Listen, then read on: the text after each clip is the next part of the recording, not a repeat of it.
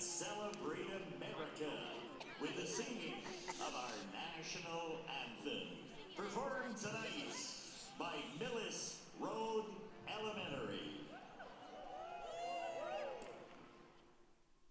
Oh, say, can you see by the dawn's early light what so proudly we hailed at the twilight's last gleaming, whose broad stripes and bright stars through the perilous fight, what the ramparts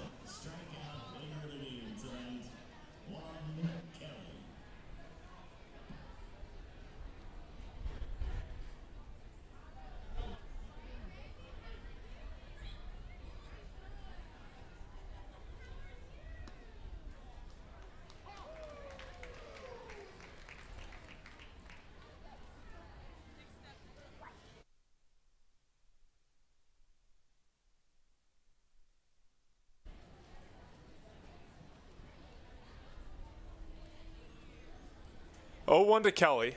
Bounced in there 1-1. Let's get you those numbers on Jeremy Rhodes. So far, he's thrown 2 starts, 10 innings, just allowed the 3 runs. It's a 2.7 ERA. Struck out 11 batters. His last time out came against York, where he threw 5 innings, gave up just 3 runs, struck out 5. 1-1 is ripped to right. Figueroa started in, now goes back and makes a jumping grab for the second out. Tagging is Hibbert at second. He'll move on to third, but a fantastic play by Figueroa in right saves a run and gives Jeremy Rhodes a chance to work out of this inning.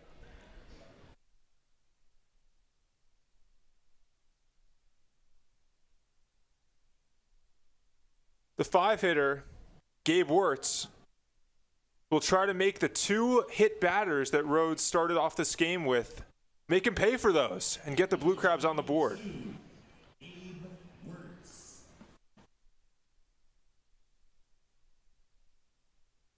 When we get a chance, we'll work you through the entire Blue Crab lineup.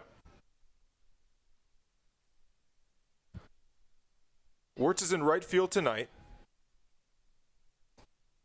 There's a strike, 0-1. Wirtz played the first 2 games of the 3-game set in Waldorf. Remember, this is almost like a game 4 because the Rockers and Blue Crabs just finished up a 3-game set over at Southern Maryland. As Wirtz flies this one into center, Aklinski is right under it and makes the grab. Rhodes hits the first 2 but works out of a jam.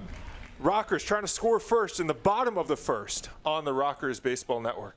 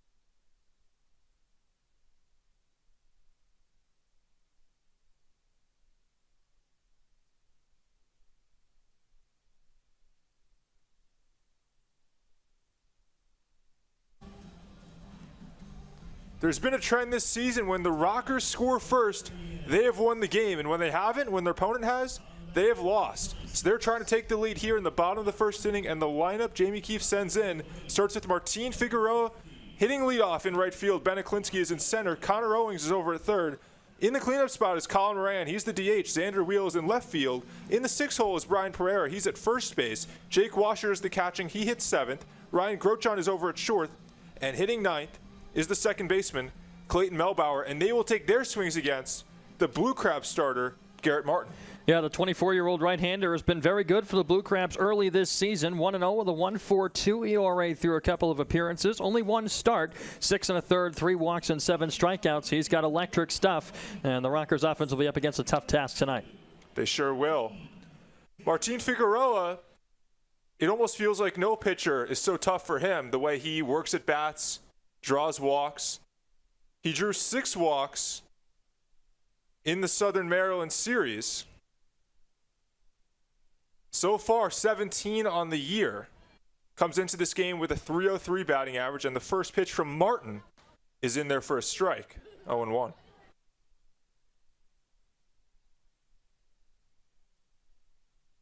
In Southern Maryland, he went 3 for 10.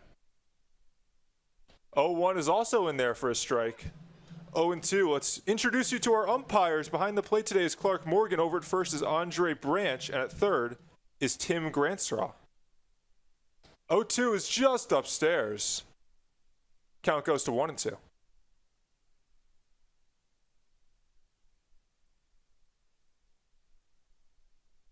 Figueroa likes to see a lot of pitches.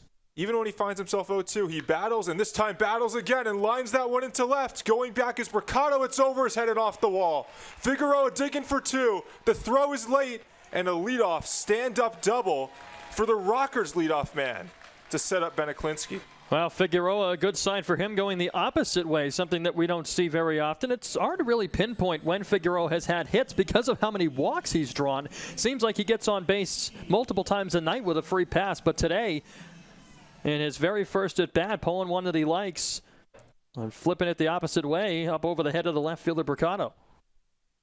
So now Beneklinski. He'll take the first one upstairs, 1-0. It's something about Aklinski is when he's rolling, the Rockers are rolling. And when he stuttered a little bit, the Rockers have stuttered a little bit, losing 6 of their past 8 games. He started off the season so hot, has cooled down just a bit, looking to get back on track. And this one is lifted into left. Should hang up, though, for Mercado. Over in almost center field, makes the catch. Figueroa tags, goes to third. He is in there. So Aklinski moves Figueroa over to third, an all-important runner at third with less than 2 outs. That's a nice job from Aklinski. Not at the result that he was hoping for, but still a productive out. That's about as far over as you'll see a left fielder ever go, almost into center field. Hibbert's territory, really. He probably should have taken charge there, but Mercado with a nice play getting over to his left as Figueroa with some heads-up base running, getting over to third. And you could say probably misplayed by the Blue Crabs because Hibbert, the center fielder, has a better throwing angle in terms of throwing to third base. First pitch to Owings is a curveball. That one's going to find the strike zone. 0-1. Boy, that curveball just hung in there to Owings. It almost fluttered into the strike zone. Perhaps was expecting something else. One of those really slow curveballs, just 73. If you want a major league comp, reminds me of Chris Bassett's curveball. 0-1 is fouled straight back. We talk a lot about Figueroa and Aklinski and Nick Longy, and rightfully so, but we can't overlook Connor Owings, who again had another multi-hit game, 3 hits last night, and had a huge pair of RBIs in that 8th inning to cut it to a 1-run game.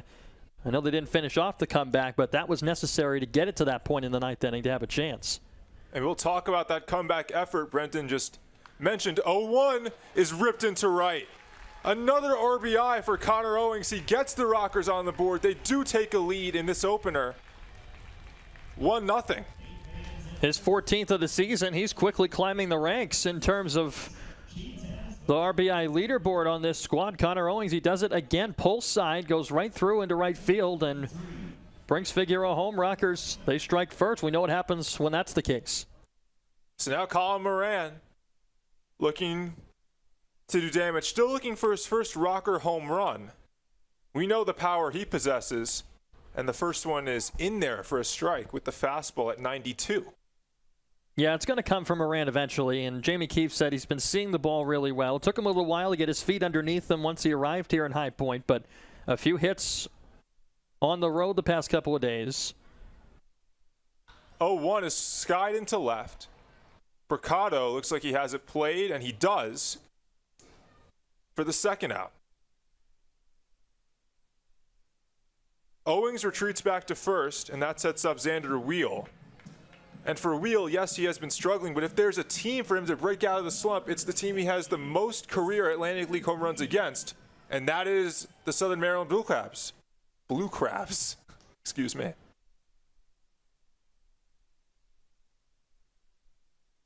Pitch to Wheel. There's that curveball. Not called this time, though, 1-0. Well, not a bad spot, but certainly don't want to miss over the plate with a pitch like that to Xander Wheel. He'll send it a mile. Wheel, a very pull-happy hitter. There's a fastball upstairs. 2-0.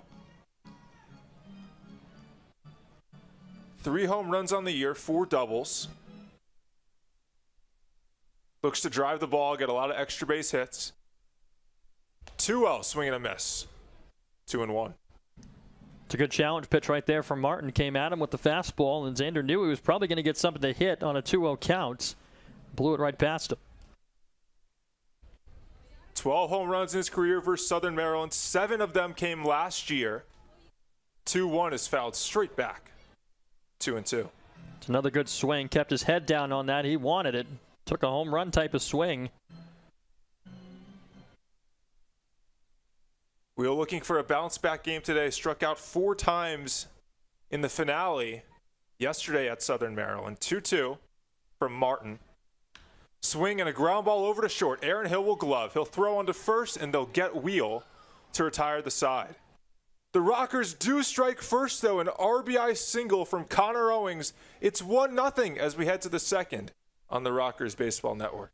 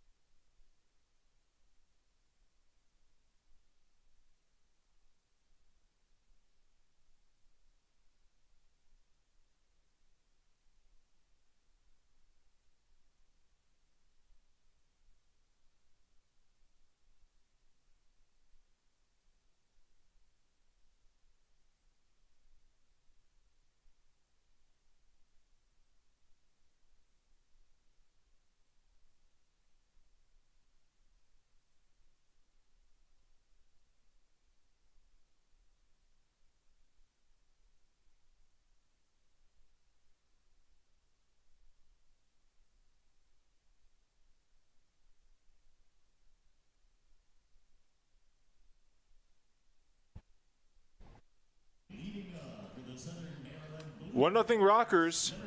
Jeremy Rhodes worked through a couple of hit batters to retire a clean first inning, trying to do the same here in the second. First man he'll face is Aaron Hill for the Blue Crabs. Hill went 4 for 9 in the series at Southern Maryland. Walked 3 times, struck out 3 times, got 2 hits on Thursday in the finale. First pitch from Rhodes is a strike on the inner half, 0-1. For Hill, hitting .283 on the season. Couple homers, couple doubles. Strikes out about 2 times the amount he walks, 0-1. Just outside 1-1. Rhodes got the velo up to 95 on that one. We'll sit around the mid-90s. Usually all over the zone. 1-1. Swing and a miss on another fastball. 1-2. It was a good sign from Rhodes after hitting the first 2 batters of the game to come back and settle himself down. Got a couple of fly balls and maintain the zone well following those hit batsmen. 1-2 coming to Hill. Just downstairs. 2-2. Tried the slider that time. Aaron Hill would not chase. Hill, one of the few players on the Blue Crabs who have not played affiliated ball. 2-2, a swing and a miss.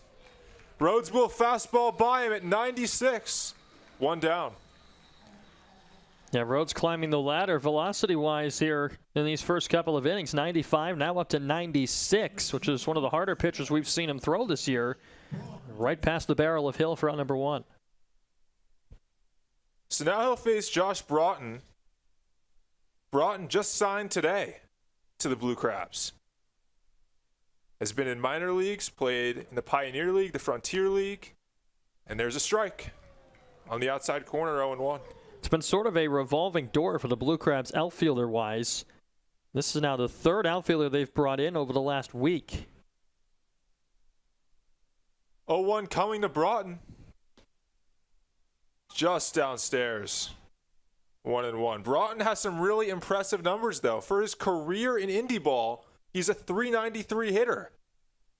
Last year, between the Tri-City Valley Cats and the Ogden Raptors, that one's fouled back, he hit .396.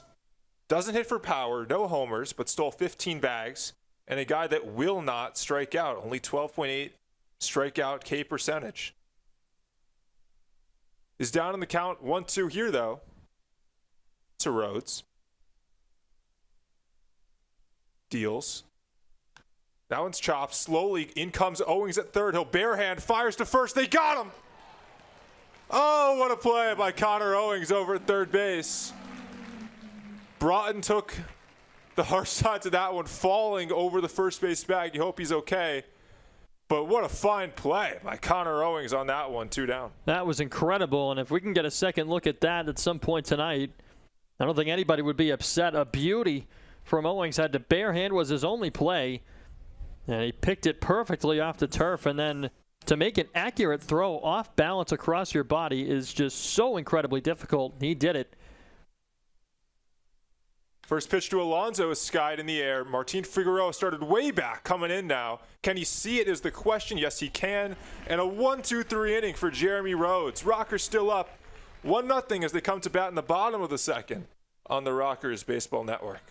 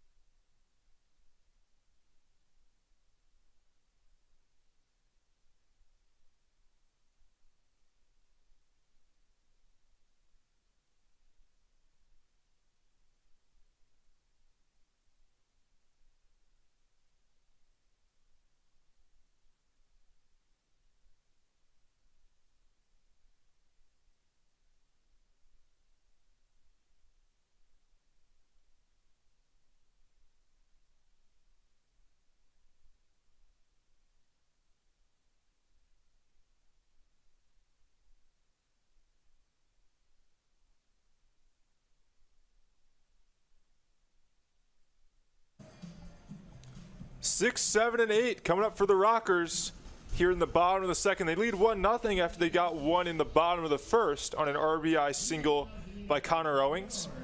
And here is Brian Pereira to dig in from the left side against Martin.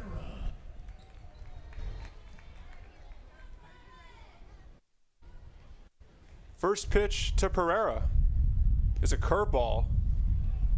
He'll miss just low, 1-0. You can see it on our center field camera. The wind is becoming quite a factor. Pereira grounds this one softly over to the second baseman, Wolanski. He'll fire onto first, 1 down. The point there being that it'll affect some of the fly balls being hit in this ball game. That one to Figueroa to end that last inning. He started back, then had to come way in. The wind sort of caught it as it's blowing steadily from left to right. You can hear it. You can hear the wind.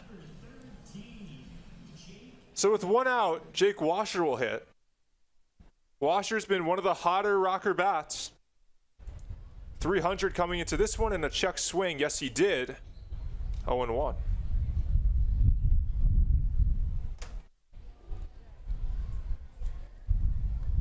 Oh, to Washer. Just upstairs. 1-1.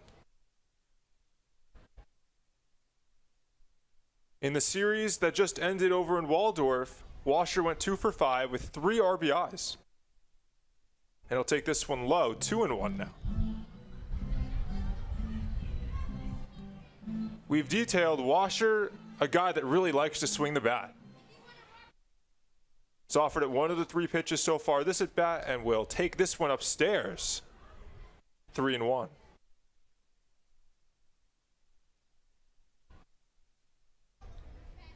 So a great hitter's count here for Washer. And he'll line this one into left. A base hit for Jake Washer. He stays hot. And the Rockers have a 1-out base runner. Well, Jake Washer, he's made the most of his opportunities. He continues to swing a hot bat. Had 3 hits in his game the other night that he started on Wednesday. And again here on Friday, his first at bat. He's on board. That will bring up Grochon. Grochon had a couple hits in the first Southern Maryland series. He'll take this one for a strike. He's been slowly picking it up throughout the year, just trying to get some more at-bats underneath him, get settled in there at the plate.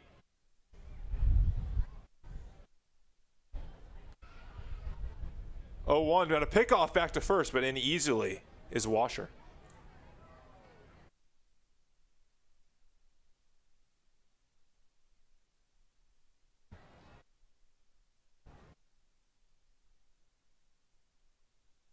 Oh, 1. Pop foul. Count will go to 0-2. You see the 171 average for Grochon, but it really doesn't tell the whole story. A guy that's taken quality at bats. When you start off the year slow, the average will be low. It'll be 0 or in the 100s, 200s. And then as you get more at bats, it will climb back to a more normal number that you're used to seeing. 0-2. Upstairs 1-2. And Grochon's a guy whose confidence never wavers through it all anyway. And he said even today, he's got a few homers coming. He's not sure when, but they'll happen. He's very sure of it. He's been putting in the work to try and get himself right. Regression to the mean, the 1-2.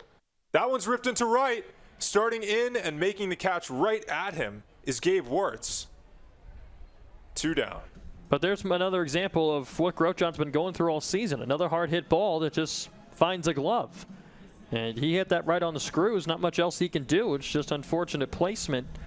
Wirtz, right place, right time for the out. And something more casual fans may not understand is you can't really control the placement. It's not that I'm trying to hit a ball right at the right fielder, as Melbauer takes one low, 1-0. But someone who has really picked it up of late is Clayton Melbauer. 2 home runs in his last 2 starts. Been hitting the ball the other way. The 1-0 is upstairs 2-0. And we asked him earlier today, Sam, is going to the opposite field something that you've actively been working on? Because both his home runs have been to the opposite field. And he just said, no, it's been something I've worked on my whole career, is trying to go center field to right center. And he's done it well. 2-0. And Martin gets the call on the outer half, 2-1. Sometimes hitters, when they try and go pull side so much, they start swinging over the top of the ball because they're focusing on trying to run their hands through the zone. Sometimes you just let the bat do the work. Good things happen. And there goes Washer, and he would have had that base stolen easily, but Melbauer fouled it back to send Washer back to first. That's great base running by Washer. He was alert to the fact that Martin has taken a long time, specifically from the stretch, delivering to the plate, which is interesting with runners aboard. And perhaps maybe he's just not concerned about Washer, given he's a catcher. But he can move a bit. Even 2-2 count now on Melbauer. The pitch. Swung on, fouled back again. And you can see the swing has gotten a lot better for Melbauer. Much more even plane through the zone than what we saw in the first handful of games that he was a part of. More of an uppercut swing in those games, a lot of swing and miss, and now he's fouled off a few pitches in a row here where you can see that swing path is much better.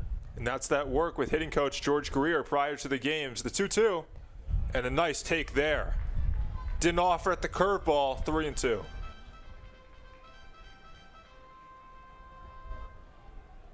So Washer will get released off first. He'll move on the pitch. 3-2 coming to Melbauer. Swing and a miss. Martin gets him.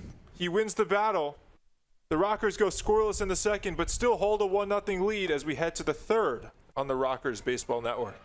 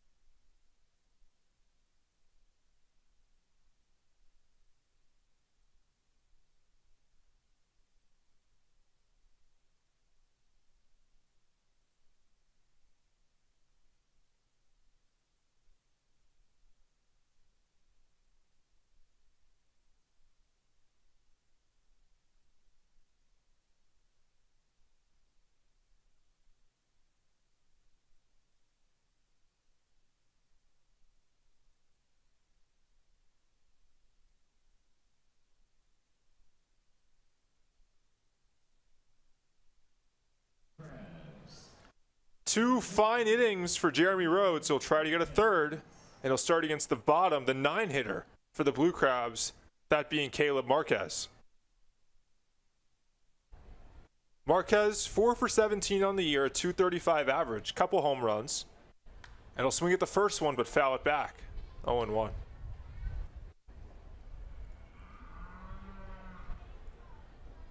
Marquez, a 39th round draft choice of the Milwaukee Brewers back in 2018. That round is not even in play anymore. It's just the draft is only 20 rounds. 0-1. Swung on and fouled back again.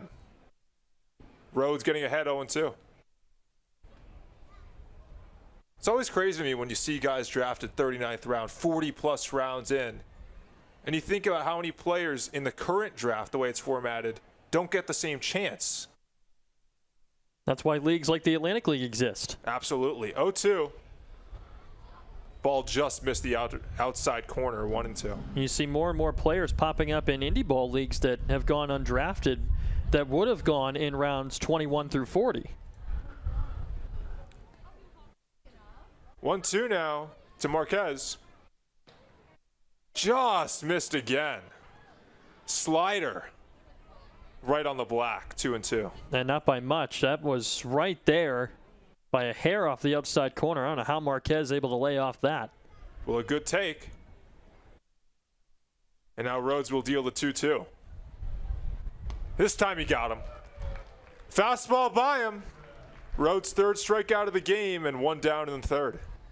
Well, after the two hit by pitches to open the ball game, Jeremy Rhodes has buckled in and retired the next 7 in a row. Dating back to the strikeout of Mercado as the lineup flips over again.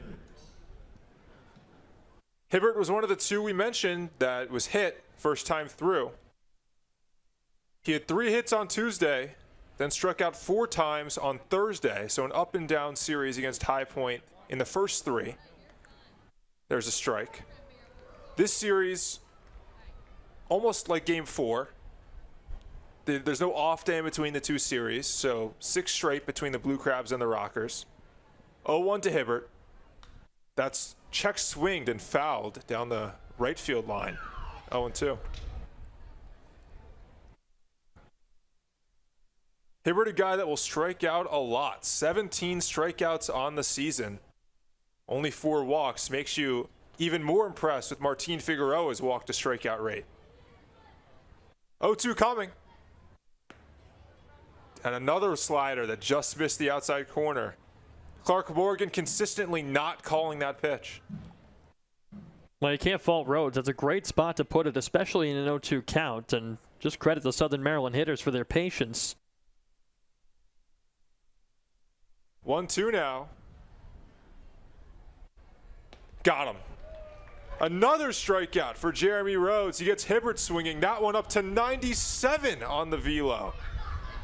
2 down. Boy, Rhodes is letting it eat tonight with that fastball, blazing it by these Southern Maryland hitters. That's been his put-away pitch. Nobody's been able to touch it. When you bring that combination of a slider that you can put on the corner like that and then the fastball elevated, and you really don't have much of a shot. Well, even when he's missing with the slider, he's changing the eye level and changing the speed so he can get him on the fastball on the next pitch. First pitch to Wolanski is a ball, 1-0. Wolanski comes in as the second best Blue Crabs hitter by average at 340. Juan Kelly hitting 341. 1-0. That one's going to miss just inside. 2-0.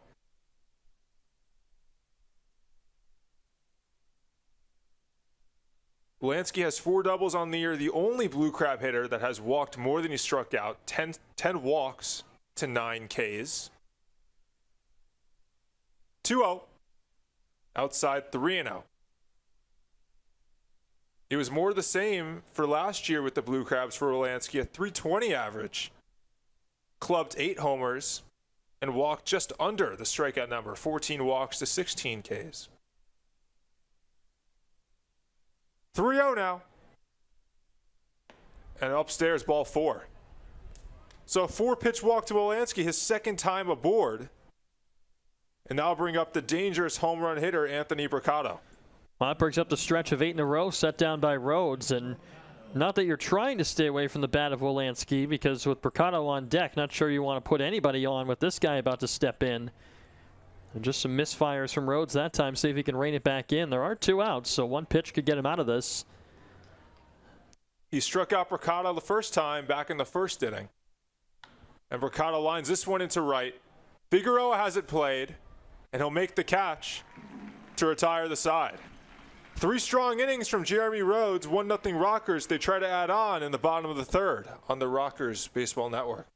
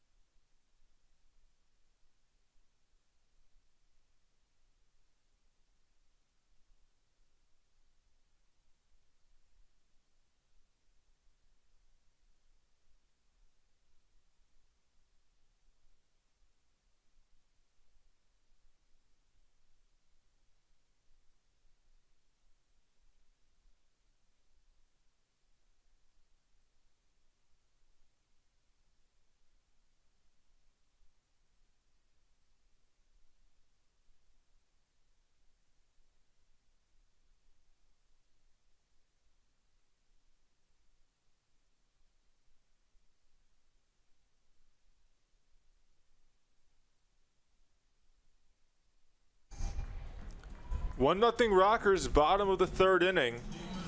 Garrett Martin out there for the Blue Crabs. He'll face the top of the Rockers order, second time through. Martin Figueroa. Figueroa doubled off the left field wall his first time up. Trying to get aboard again here. And he'll take a strike. 0-1. We saw Figueroa go down 0-2 first time up. A count he's not uncomfortable in. Will battle. And 0-2 again here.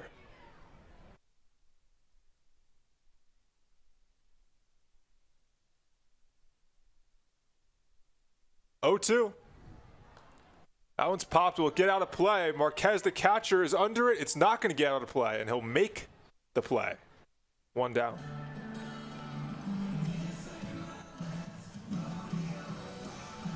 It's now Beniklinski.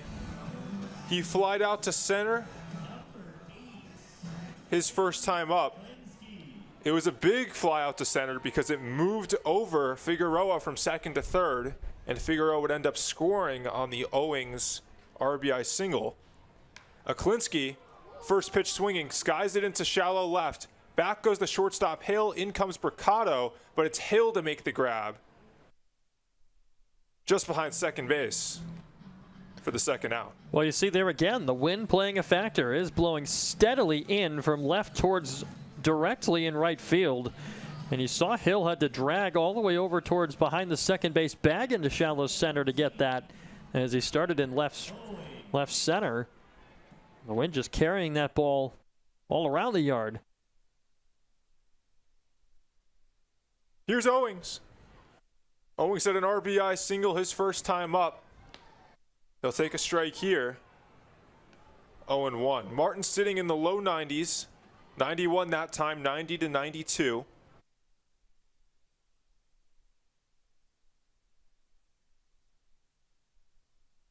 Oh and 1. That one's going to miss outside. 1-1.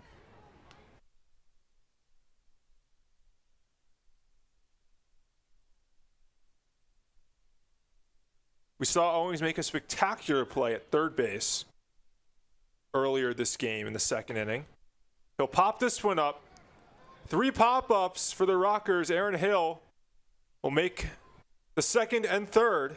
A 1-2-3 inning for Garrett Martin. It's 1-0 Rockers as we head to the middle innings here at Truist Point on the Rockers Baseball Network.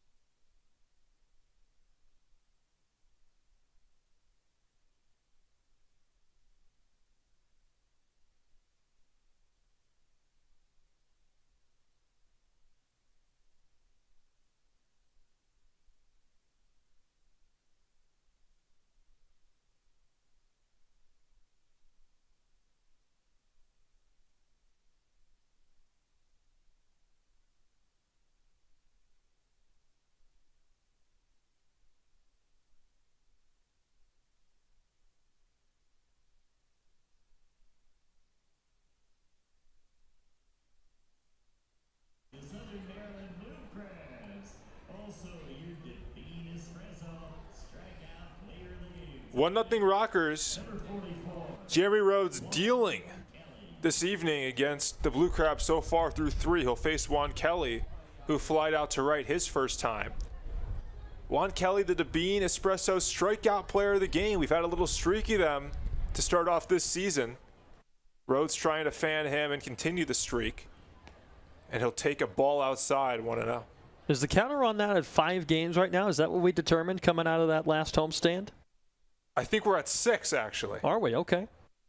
All 6 home games. 1-0. Swing and a miss.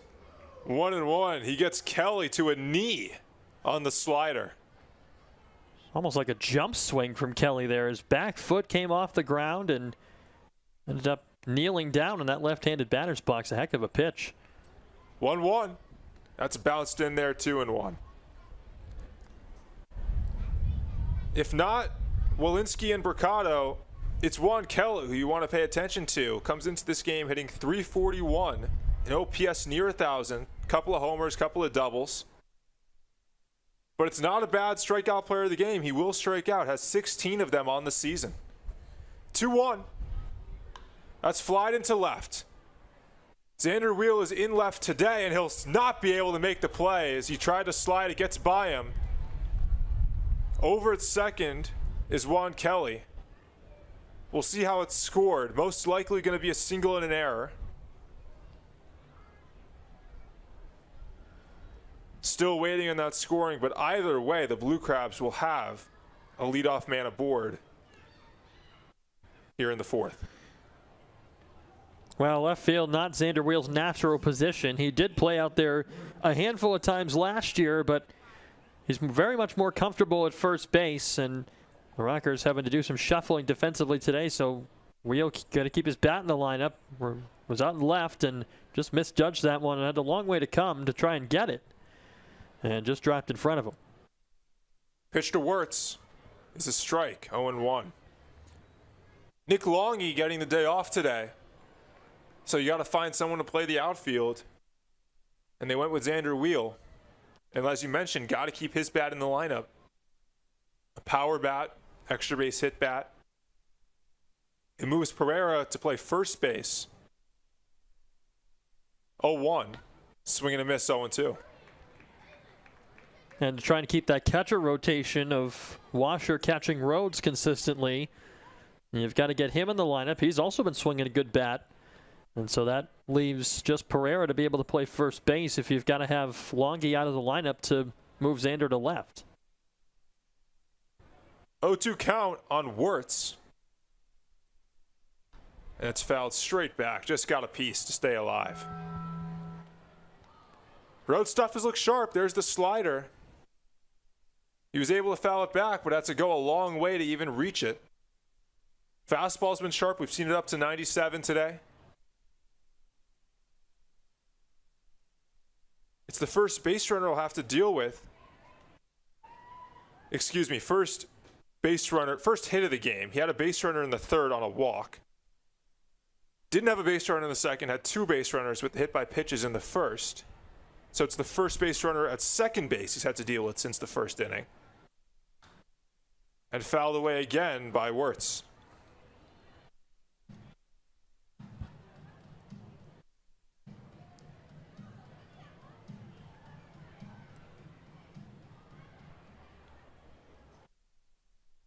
Rockers lead 1-0. Still just starting to get underway here at Truist Point in the top of the 4th inning. Blue Crabs took 2 of 3 in Waldorf against the Rockers. And that one's going to miss outside, 1-2. Tried the slider again. It was an interesting series because the 2 games the Rockers lost were games they easily could have won, and it was 2 games in which they gave up a lot of runs early. So without that, you figured that the bullpen was splendid. The offense did enough. Probably both games that they could have taken. 1-2. That one's grounded over to third. Another play for Owings to come in. He throws on to first, and another fine play by Connor Owings over at third. This one he used the glove, but the same result, an out. And the first one of this inning. Another beauty from Connor Owings. A little bit of an easier play this time as he got to get some leather on it, but the throw much tougher, a longer throw this time than what it was the first time, but still crossed his body as he just flings that thing over to first base right on target for a much-needed first out. And because it was hit to the left side, it keeps Juan Kelly at second base. Dancing over there. Rhodes gives him a look and fires home, and a swing and a miss by Aaron Hale, 0-1.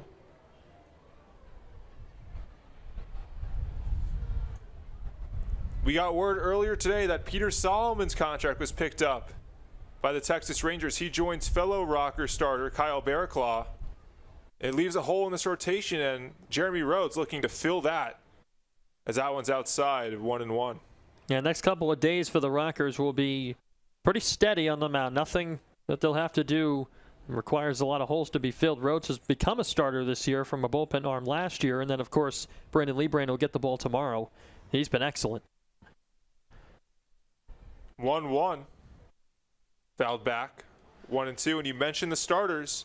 They've had 2 be picked up, but as a unit, the starters and bullpen too. The bullpen's been excellent. A 4.19 ERA for that group. Ranks as the second best ERA in the Atlantic League. 1-2 to Aaron Hill. He struck out Hill his first time in the second inning. Looks back Kelly and deals a high fastball, 2-2.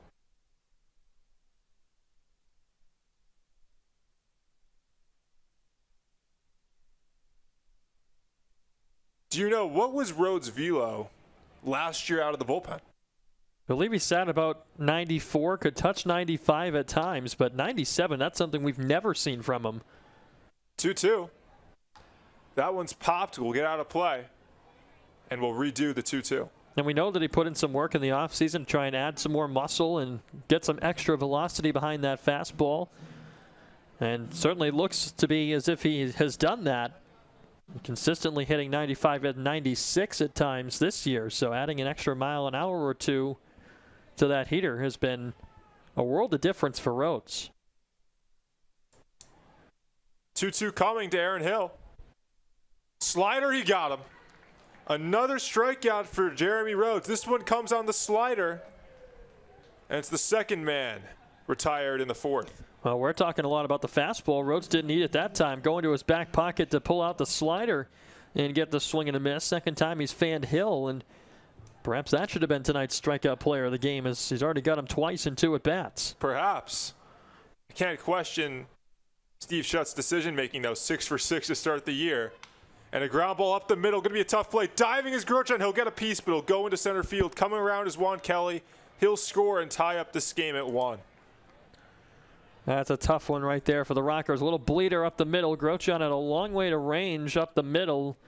And he can cover a lot of ground, but not quite able to get to that one, as that'll score Kelly easily from second base. Bleeder. I like that. I like bleeder. Write that one down. I will. Keep that in the back pocket. Never know.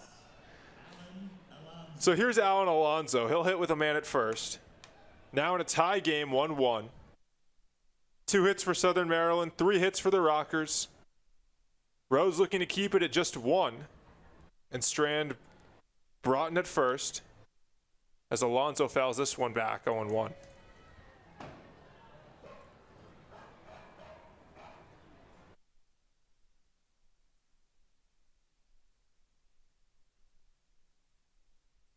Alonso, a 25-year-old outfielder,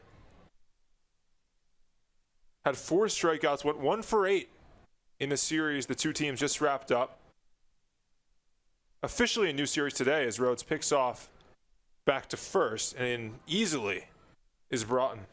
You've seen this kind of set more and more in the NBA and the NHL, where teams will do home-and-home sets. Something similar here from Tuesday through Thursday in Maryland, now to Truist Point this weekend. 0-1. Slider misses down and away. 1-1. And we just saw Rhodes pick off to first base. And a week ago, it felt like we were talking about how much teams were exposing the Rockers on the bases, particularly the Dirty Birds and the Revolution. The Rockers have been much better the past 4 games or so in limiting the running game, as Alonso swings and a miss at a fastball. 1-2. They've still allowed the second most stolen bases in the league, but as I mentioned, a much better job. Just 3 allowed in the past 4 games. In the 3 prior to that, it was 13 stolen bases allowed. 1-2. And there goes the runner, but a ground ball over to Grosjean at short. He'll fire onto first, and they'll get Alonso. The Blue Crabs tie up this game at 1 on the RBI single by Broughton. We head to the bottom of the 4th in a tie game on the Rockers Baseball Network.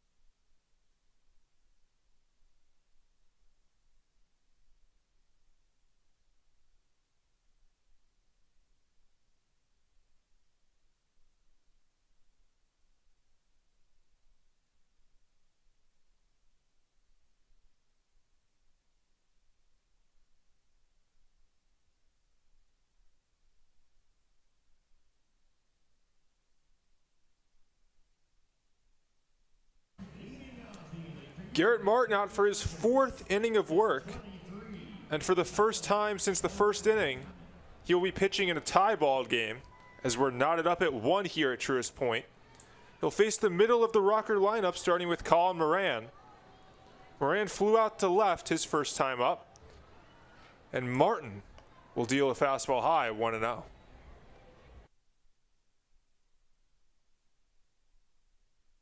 Martin's been good this year. Just the 1 run allowed coming into this game, only 1 so far today after the rocky first, but has settled down. And there's a curveball outside, 2-0 now on Moran.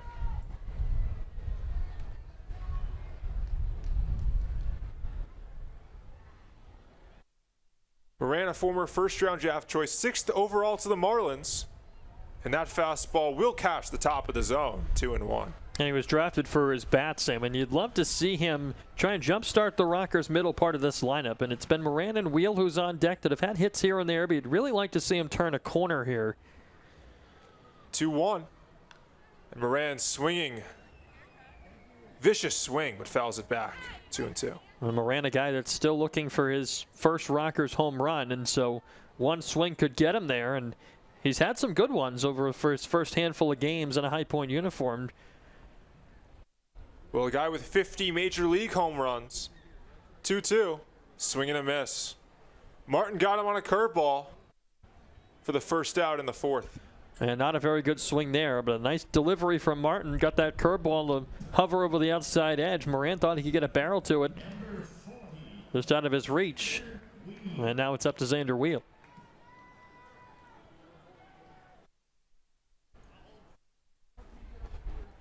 Martin deals.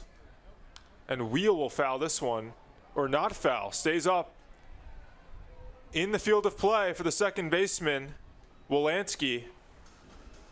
He'll make the play for the second out. A lot of pop-ups today from the Rocker hitters, just getting under some balls from Martin. Now, Martin does have a good breaking ball, and so that's what happens when you've got a good one that you can snap in there. He's done it a handful of times, and the Rockers hitters just haven't been able to really keep their swing paths flat enough to get on top of them. It's a fastball high to Pereira.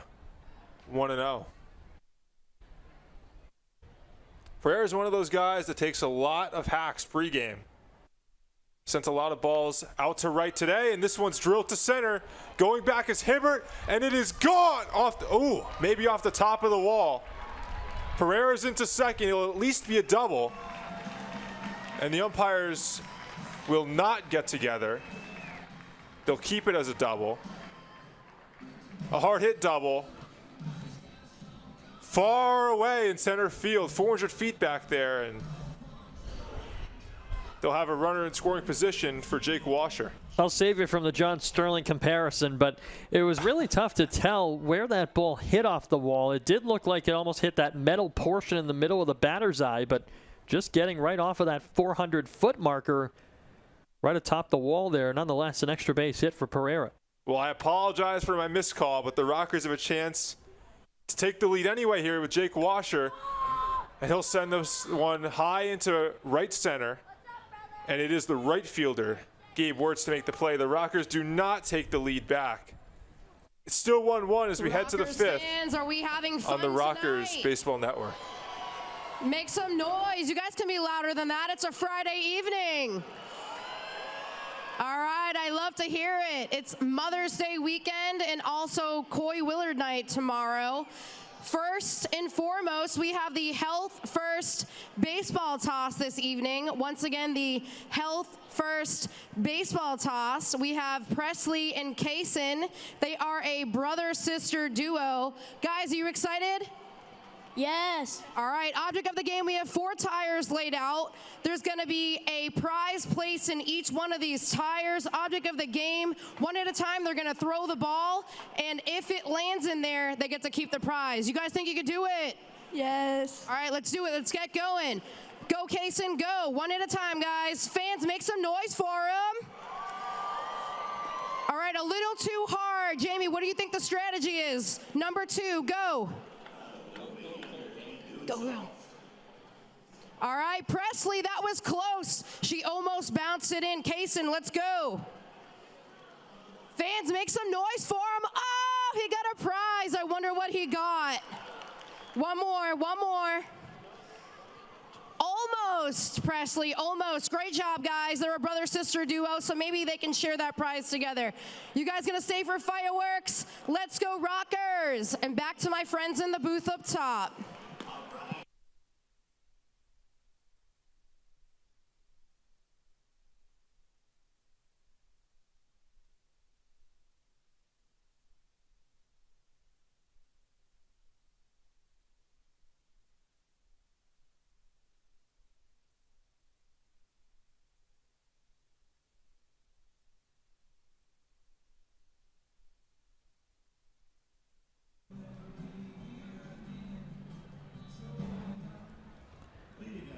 Top of the fifth, a 1-1 score from Truist Point. The Rockers and the Blue Crabs battling for the 4th day in a row. It's Jeremy Rhodes coming back to the bump.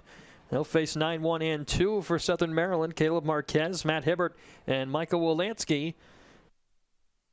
Rockers right-hander looking to keep this ball game even.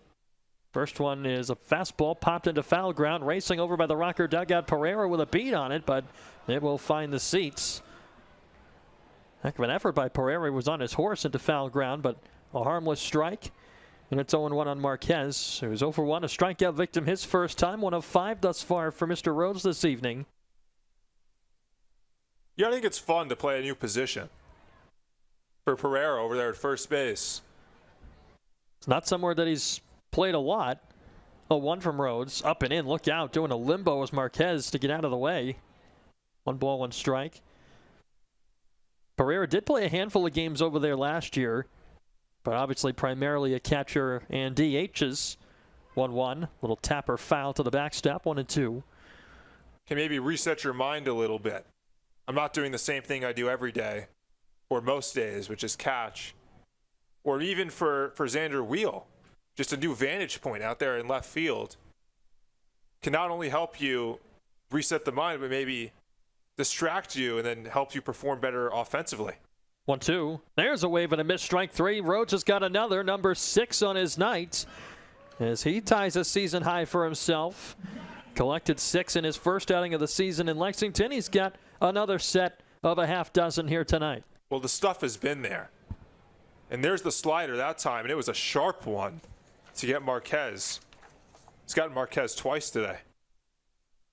Rockers, as a pitching staff, have fanned the most batters in the league entering tonight, 153 of them over their first 13 games. Another wave and a miss this time. It comes from Hibbert, 0-1. And it's not even close. 153, like you mentioned, coming into this one. Next is Charleston. They're at 123. So the Rockers with 30 more Ks coming into this game than the next closest team. They're a team that generates a ton of swing and miss. And there's another one, a slider in the dirt. Hibbert couldn't help himself, and it's 0-2. So Jeremy Rhodes a chance to touch a new season high. He'll climb down the back of the mound and readjust his right pant leg and get some rosin. And the pitch count in really good shape. Jamie Keefe talks to us about the up and downs, trying to get guys more total innings pitched. But that goes hand in hand with pitch count, and both are in a good spot today. Number 61 is a fastball that missed wide. 1 ball, 2 strikes. And I'll use the term I like to use, which is pitch efficient. It's exactly what Jeremy Rhodes has been today. 2/3 of his pitches have found the zone for strikes. 1-2 now. Just off the corner away. Tried to place the fastball in the outer black. Pushed it wide, 2-2. Now, Hibbert, a guy who, Sam, you mentioned it in his first couple of at-bats. He strikes out a lot. 0 for 4 yesterday in the finale of the series in Southern Maryland with 4 strikeouts. 2-2. Rhodes trying to put him away. Can't do it there. Check swing foul into the screen just in front of us. Hibbert's had a couple of those check swing foul balls. Gotta imagine it's hard to do that. You're stopping yourself mid-swing, you're still able to make contact. The emergency hack. That wasn't quite an emergency hack, but similar idea. Caught in between. Rhodes has had him fooled a couple of times. Just fortunate to get a piece of it. And now another 2-2 from the righty. That's low and outside. That'll fill the count, 3-2. If you're just joining us here midway through on the Rockers Baseball Network tonight, Brendan Howell alongside Sam Cinder. A 1-1 score in the opener from Truist Point in a 3-game series, Rockers and Blue Crabs. Rhodes ready to deliver a payoff. Here it is, a 3-2. It's floated out towards right center. After it, Beneklinski into the alley, calling and making the catch, 2 down. I believe this is our first tie game outside of with a score, if you know what I mean, where the Rockers had a lead and now the opponent has tied the game. Now, we haven't had a lead change, but we have had a tie score. I believe you're correct, and the inverse of that has happened as well. The Rockers have trailed in games this year and come back to tie, but they also have never taken a lead in any game that they have trailed in. First pitch to Wolanski, a big cut and a miss, nearly swung out of his shoes on a big fastball. 0-1. It's almost hard to believe through 13 games that for neither side there's been a lead change in any of these contests. Here comes an 0-1. Rhodes tried to go back to the fastball, missed high. It's a ball and a strike. Well, it's something that in a matter of time that will change. We will see a lead change. If you're the Rockers, you hope it's not today. Rhodes ready to deliver a 1-1 from the wind. Here he comes. It's a slider. Wolanski knotted up, and it's 1-2. And that pitch is so sharp. That pitch will play. To right-handed batters, working away from them. We even see him use it to a left-handed batter in Juan Kelly, and got Juan Kelly looking foolish, falling him to a knee. Rhodes has had that swing and miss pitch all night long. Another 1-2, and Wolanski thought about it and appealed to first. No. First base umpire Andre Branch, arms up parallel with the ground, saying that Wolanski was able to hold up. Well, that's one of those that you appeal just because you think the umpire missed the call. I think Rhodes wanted the call on that pitch. That pitch appeared to be a strike. Now, did Wolanski offer? Probably not. So, yes, the appeal is correct, but probably a strike. 2-2. That one dips low. 3 balls and 2 strikes. So now Rhodes with another payoff pitch looming against him here. Wolanski tonight has been on twice in 2 trips to the plate. His Not yet recorded an official at bat, though. Was hit by a pitch and walked. 3-2. A fly ball in the air to deep left field. Wheel ranging back, backpedaling to the warning track, spinning around and looking up. It's gone. Michael Wolanski drops it into the first row and left, and Southern Maryland has taken the lead. It's 2-1. And there is our first lead change of the season. It comes in the 5th inning, and Southern Maryland leads by a tally. And that's Wolanski's first home run of the year. Comes at a good time if you're a Blue Crabs fan. Not too deep out there in left. Got it just above the wall into the first row. And like you said, our first lead change of the season. The Rockers will now try to have 2 lead changes. So in steps Anthony Mercado, who's 0 for 2. Takes a slider at the knees for a strike, 0-1. I don't want to put the announcer's jinx on you there, but I think you might have played a part in that one. I'll take credit. I think if I can do it once, then I can do it again. I like the optimism. Glass half full attitude. 0-1, that's low and away. Trying to go back to the slider. It's a ball and a strike.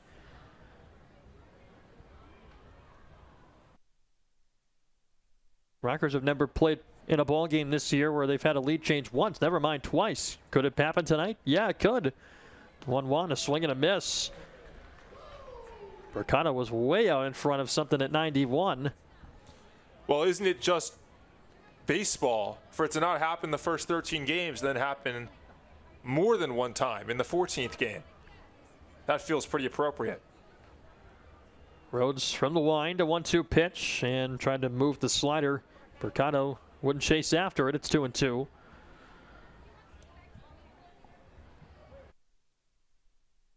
Trying to get the Rockers' bats back to the plate. It will be staring up at least a 1-run deficit. Rhodes trying to make sure it stays at just that. 2-2.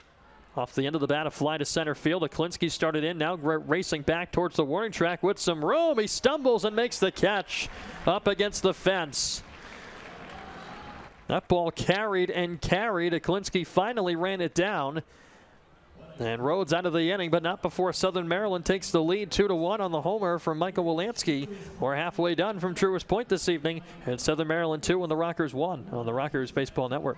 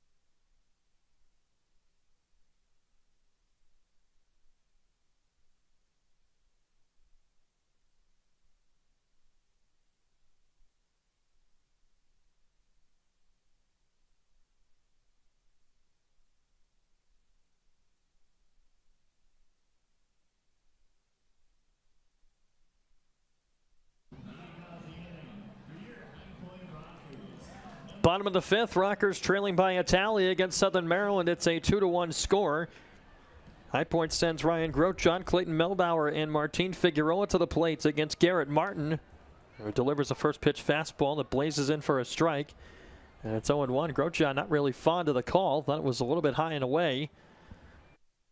But that is how the inning gets underway, as Martin working quickly, ready to fire. Here's an 0-1. Grochon tags this one in the air out to center, but playable for Hibbert on the back pedal, and he spins around to make the catch. Tougher grab than it appeared it would be off the bat. And a fly out for Grochon opens up the fifth for the Rockers with an out, and now Clayton Melbauer will climb in again. Well, the ball appears to be traveling pretty well today. We saw the catch by Aklinski last half inning, and now this one by Hibbert that took him all the way back. But now 2 straight at bats where the ball has been hit hard off the bat of Grochon. Melbauer swings at the first pitch, lines it to center field as well. Hibbert on the move, and he's there for this one as well. One to his left for the first one for Grochon, now to his right towards the alley to collect that one off the bat of Melbauer. So a quick couple of outs for Garrett Martin in this 5th inning, as the lineup will go back to the top for Figueroa. And now that's 2 really scorched balls by Rocker hitters.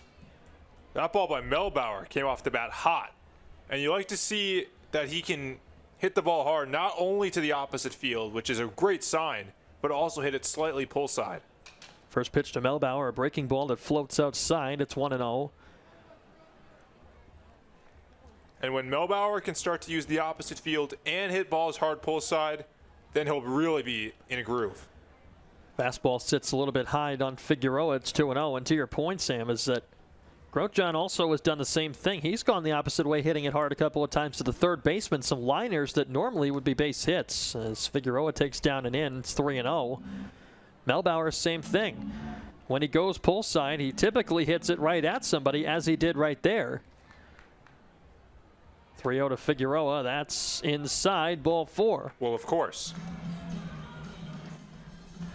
What else would you expect from the Rockers leadoff hitter as he's on board with yet another free pass? Collected a handful of them in Southern Maryland. As that'll bring up Ben Aklinski. When you walk 3 times as much as you strike out and get on base at a 54% clip, that's pretty good. The 18th walk of the season for Figueroa, as Aklinski left a changeup in the dirt. It's 1-0. And it sets up your offense. And when the offense is rolling like it was in Lexington, then solo shots become 2-run homers, 3-run homers. Spinning a check on Figueroa at first. He's back with a dive. And right now, they're still getting on base a little bit, but the big hits haven't been there. And when they start to get there again, yeah, the Rockers are going to get on a roll. 1-0, Figueroa taking off. Pitch a called strike. Throw down is not going to be in time. It's out of the glove. Wolanski was covering the bag, and Figueroa slid right into that throw. And he's down on a knee in some pain at second base as he shakes off the Rockers dugout, saying he's good. Maybe just a little bit of turf burn, as it looks like he's holding that left elbow. Well, now Martin has stolen a base in 3 of his past 4 starts. The Rockers a little more active on the bases the past week, trying to get the offense going. 1-1 to Aklinski, a line shot into deep left field, turning Bricano around. It's gone! And the Rockers are back in front. Ben Aklinski, his 6th home run of the season. His first set of RBIs in 8 games. And the Rockers are on top 3-2. Well, what do you think about a second lead change? And that's what we have here as the Rockers take the lead back on a Big Ben bomb. Ben Aklinski finds the seats in left, which are pretty well populated tonight. A packed house, and Aklinski showing out in front of the hometown faithful as he gets a ride in the rocking chair. First time in a while for him. That's got to feel good for Ben Aklinski as Connor Owings takes a strike.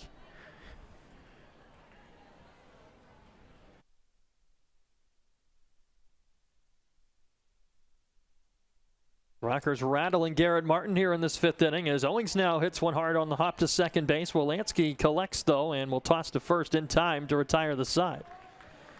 But the Rockers, they grabbed the lead right back from Southern Maryland, a 2 spot of Garrett Martin thanks to a Beniklinski home run. It's the Rockers 3 and the Blue Crabs 2 through 5 on the Rockers Baseball Network.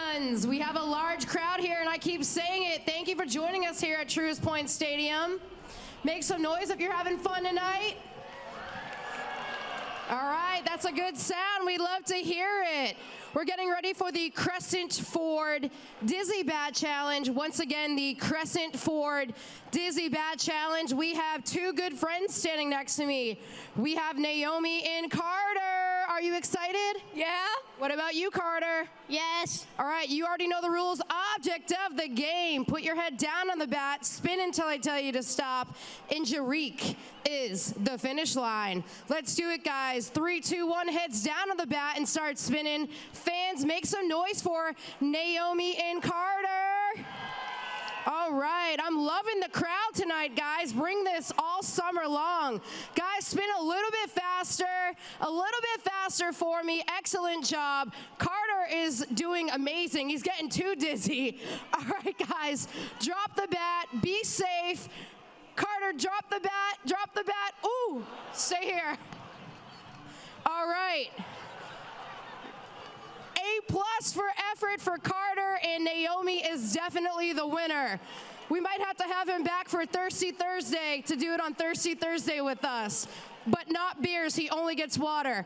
All right, guys, let's go Rockers. And back to you, Jamie.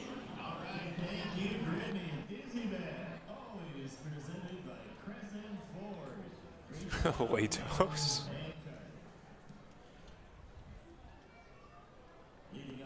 Top of the 6th from Truist Point. The Rockers have the lead back in their hands. It's 3-2. Both teams scoring in the 5th inning. The Blue Crabs got the lead in the top of the inning. Beniklinski said, "Oh, not so fast." A 2-run homer, his 6th of the season.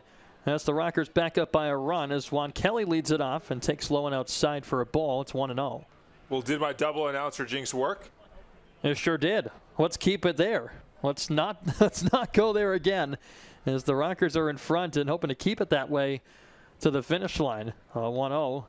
Kelly takes a called strike over the outside corner. Pitcher's pitch there for Rhodes. He'll take it, and it's 1-1. Save any future announces jinx for, God forbid, the Rockers are ever trailing in another game. 1-1. Kelly sends this one in the air to deep right center. Aklinski back to the wall, and this one's gone. We might need another announcer jinx. Just like that, we are tied 3-3 as Juan Kelly touches them all and stops with a bow on his way to home plate. Juan Kelly has been a pain for Rocker pitchers this series. If you go back to the past series, if you will, that they just wrapped up in Waldorf, had a home run now in 2 straight games. Had a homer Thursday, now a home run today. 3 hits in that series. Yeah, he'll strike out a lot, but a guy that has a high average and has some power too. So here is Gabe Wirtz swinging away at the first pitch. A wild hack and a miss. Looked like the slider from Rhodes got him to wave right through it. And the second home run that Southern Maryland has hit now, one in back-to-back innings. And they've scored in 3 consecutive frames as Rhodes deals. So another cut and a miss, a slider again. Took a little something off that one, 86 miles an hour. We've seen the slider anywhere from 89 to 91 tonight.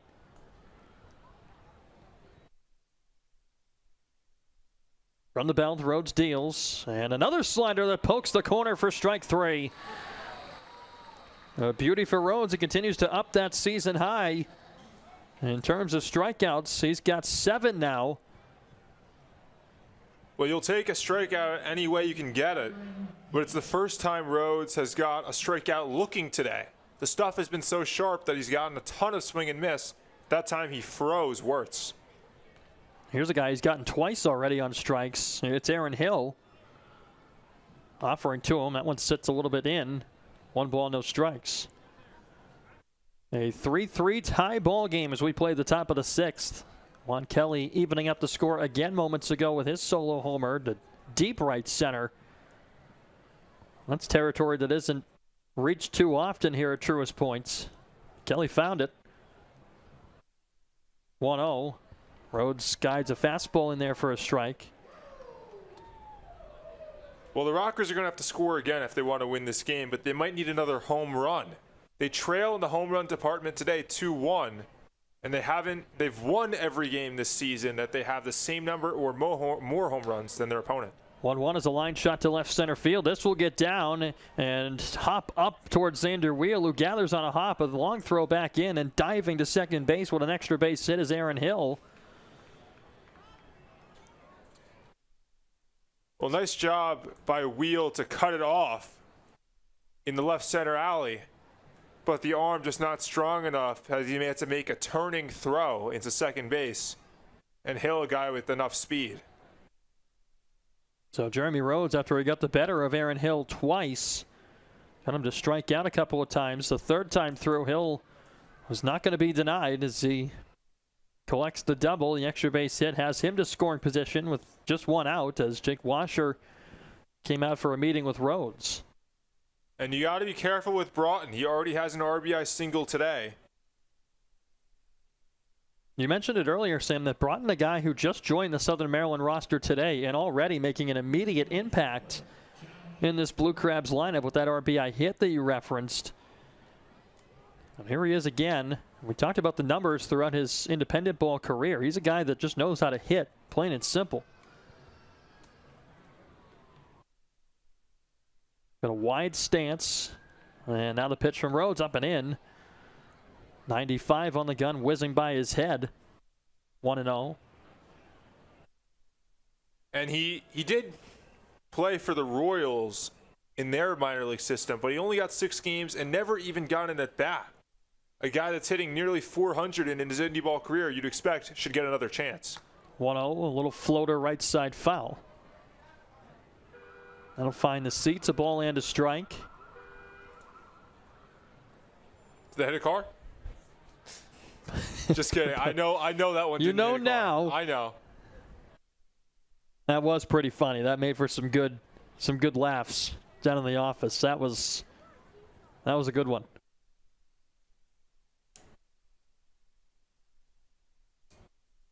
Rhodes, a long pause before the 1-1 here. Double takes to second, now fires in. It's a slider that clings to the bottom of the zone for a strike. And runner going to third base. Oh, look out. Into third, uncontested, Aaron Hill. And that's ginormous. What an aware play. What a high IQ play by Hill to pick up on the fact that Rhodes was not giving him the attention he deserved over there at second base after receiving the throw back from Washer. And now he's at third with less than 2 outs. And a guy in Broughton that has the bat-to-ball skills that he has gives Southern Maryland a real shot of taking the lead back. Boy, how's this for knowing the magnitude of the moment? Rockers pulling the infield in. 1-2, that's low and outside. So the go-ahead run is 90 feet away at third base now, Aaron Hill. And an incredibly heads-up play, Sam, like you just said. As Hill realizing that Rhodes was a little bit deliberate going back to the rubber, and nobody was relatively near third base. Thought he could get in there, and he did. And a sac fly could give Southern Maryland the lead. Here's the 2-2. That's in tight, full count. And we talk about the stolen bases. You said the Rockers have done a better job against them, and they have. That one's an unconventional stolen base. It's not really on the catcher. It is on Rhodes, but it's not really on Rhodes in the fact that it wasn't on a pitch. It was on a throwback. And the Rockers, they win when they win the stolen base battle. They've won every game. They have as many or more stolen bases than their opponent. Rhodes a payoff pitch. Fighting it off was Broughton. He lofted it foul. So the count will stay put. And that stat I referenced, it speaks to how you have to control the running game. And it speaks to the Rockers' aggressiveness on the bases that has increased in the past week or so. You want to force the action. You want to get your runs in. Move a runner over, get a runner in. That's what the game's all about. Broughton may have broken his bat on that last one. He was exiting the home plate area and retreated over to his own dugout. So back in now. The Rockers still with the infield in all the way around. And ready for a payoff pitch. Rhodes to deals. It's line past the dive of Owings and into left, a base hit. Aaron Hill will come in to score and give Southern Maryland the lead back. It's 4-3. How about a third lead change? And this may be the night for Jeremy Rhodes. Jamie Keefe out of the Rockers dugout along the first baseline as he looks down towards his bullpen with Austin Ross warming. There's not been a signal quite yet. And now he will take the baseball away from his starter. So Rhodes will exit. Austin Ross will enter. A 4-3 game now as Southern Maryland has struck for the lead again in the 6th. Stick with us on the Rockers Baseball Network.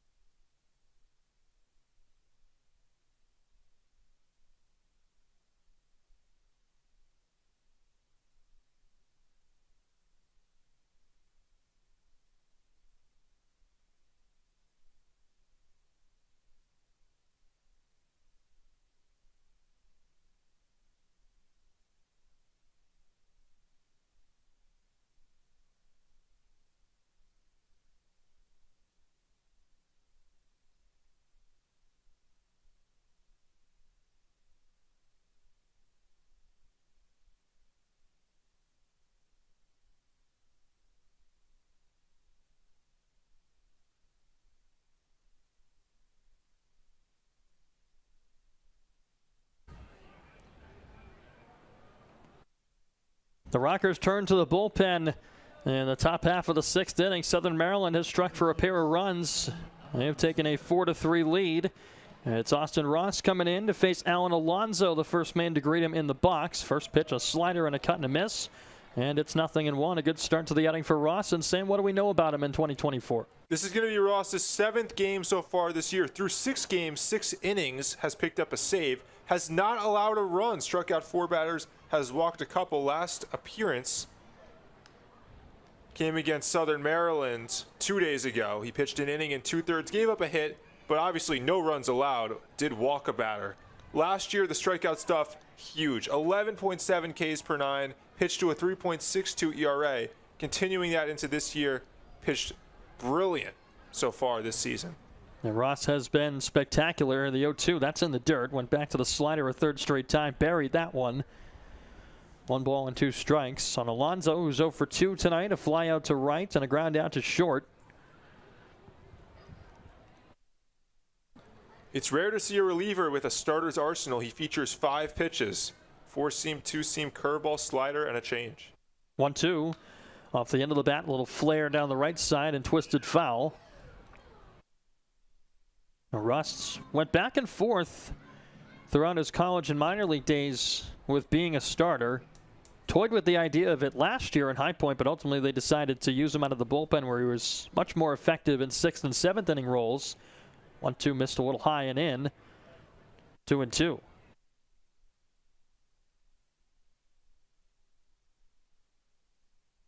And going back to Broughton, who picked up his 2nd RBI single, I mean, what a pure hitter he is. 2-2. This one grounded hard foul past the bag at 3rd, and you bring up a good point. Is for a guy who arrives on a roster day of game, he met Southern Maryland here in High Point, did not travel with the team, traveled on his own, meeting new teammates for the first time ever, and then being thrust into the lineup against a really, really solid pitching staff in the Rockers, especially Jeremy Rhodes, the starter tonight, who had been really good through his first couple of appearances. It's not easy, and to collect 2 RBI hits, massive. A 2-2, rope to right, that's down for another base hit. Chugging for 3rd base is Broughton, as tossing it back in Figueroa. It'll set up men on the corners with 1 down. 3 straight hits, 3 out of 5 batters in the inning for Southern Maryland now. That'll set up Caleb Marquez with an RBI chance. It's really important for Ross, who has strikeout stuff, to strike out Marquez for the 3rd time today. If you can do that, You prevent Southern Maryland from having a productive out, drive in or run. You get that second out, maybe you can strand a couple of base runners. Well, Ross certainly hoping that he can keep this thing at just a one-run game. First pitch to Marquez, he fouled it back off the net. And Marquez, a catcher, not tremendous speed. Maybe if you're Ross, you can roll one to one of your infielders, try to turn two. Couple ways you can get out of this inning. Boy, wouldn't a double play be nice right now? Pitcher's best friend. Runner taking off from first base. Washer fakes the throw down, and the runner retreats to first. Well, that's pretty odd. For all around. You're not exactly sure what Alan Alonso's doing over there at first base. If he goes to second, he breaks up the double play. Then there's really no way the Rockers turn two. And I don't believe the pump fake had to fool him. Now a check on him at first base, and with a dive goes Alonso, and it appeared as if out of my peripheral that Alonso had stumbled on his initial break to second base. That could have been the reason why, because if Washer did make a throw, he may have been out. Well, that certainly could be a reason. You don't want to make that out at second, because that is the second out with the runner at third. Ross a 1-1. Fastball by him, a wave and a miss, and it's 1-2. And knowing that he was going to go, you'd be shocked to not see him try to go again. But now with two strikes, you don't want to run yourselves into a double play here on a strike him out, throw him out. A lot of different variables as Ross's throw to first was low. Pereira had to chest that one up like a catcher. Fortunately for him, he is one, so was able to knock it down pretty easily. Thought he was getting a night off from those duties. On the corners for the Blue Crabs, they lead by a run, top of the sixth. Ross trying to buckle down, a 1-2. Alonso taking off again. Washer fakes the throw. The pitch is a called strike 3.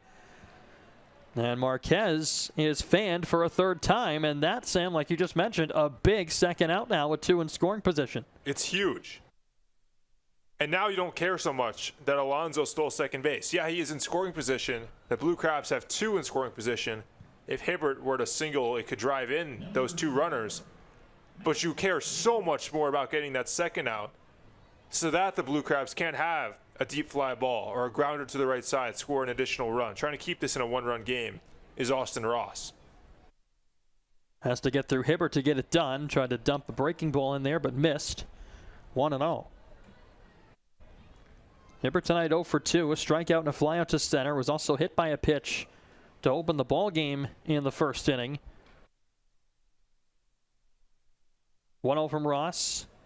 Dealt a little bit inside. Hibbert had to raise the hands, and it's 2-0. And you prefer to battle with Hibbert than Wolanski. Yeah, base open at first base. You're in a hitter's count, so you got to be careful. But even down 2-0 in the count, I'd prefer to deal with Hibbert than Wolanski, who's been on a tear. 2-0 coming. Hibbert takes that one low and in. Now it's 3 balls and no strikes. It's a good nugget there on Wolanski from you. A hit by pitch, a walk, and obviously the home run. It extends his hitting streak to 10 straight. Had a couple of doubles yesterday. He's been on a rampant pace. 3-0. Get me over. Pitch finds its mark for a strike. 3-1. And easily Austin Ross could have thrown a ball 4 there and just said, I want to restart a count with a new batter. But the issue is what we've talked about, is Wolanski. The Rockers and their pitching staff, they know they'd rather deal with Hibbert. 3-1. Foul tipped at the plate. Just barely getting a piece, but regardless, it's a strike 2. And the count now full. And just like that, from 3-0 to 3-2, right back in this count. Deal a quality pitch, get yourself out of this inning. Credit to Ross for battling his way back. Trying to keep this a 1-run deficit. Big pitch coming. 3-2. It's tapped foul toward the third base coaching box. Ross will be forced to retreat to the rubber and execute yet another payoff delivery. So he got back into the count using sliders. Yeah, the 3-0 was a fastball, but then a slider on 3-1, a slider again on 3-2. What do you do now? A lot of different directions you can go. Next payoff pitch is a fastball at the knees, a called strike 3. Beauty of a spot for Austin Ross, and a big strikeout as he gets back-to-back to strand 2 in scoring position. Southern Maryland does grab the lead back, though, just by a run. It's 4-3 to the home half of the sixth on the Rockers Baseball Network.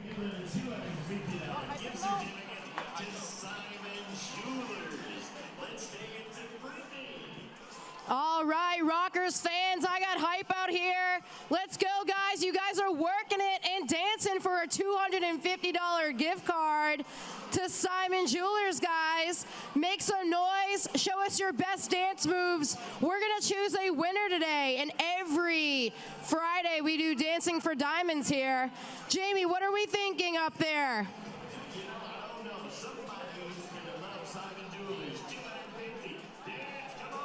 Hype is on.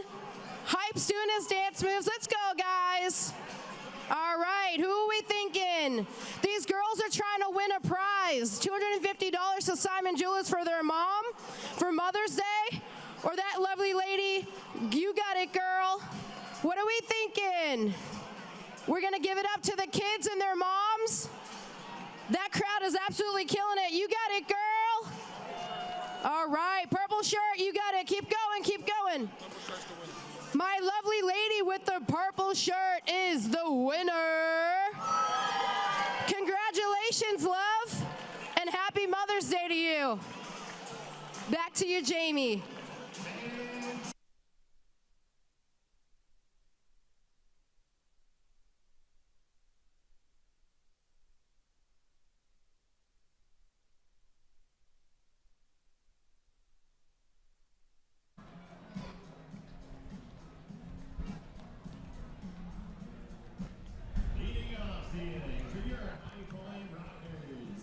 Middle third of the order for High Point in the home half of the sixth, trailing again by a run. Colin Moran, Xander Wheel, Brian Pereira due for the Rockers. Garrett Martin, the starter, still in this ball game. He has not yet been chased. First pitch to Colin Moran is a little bit in tight for a ball, 1-0. Well, we mentioned it, but now we had our third lead change. So obviously we wouldn't have them through the first 13. Now we got a ton today.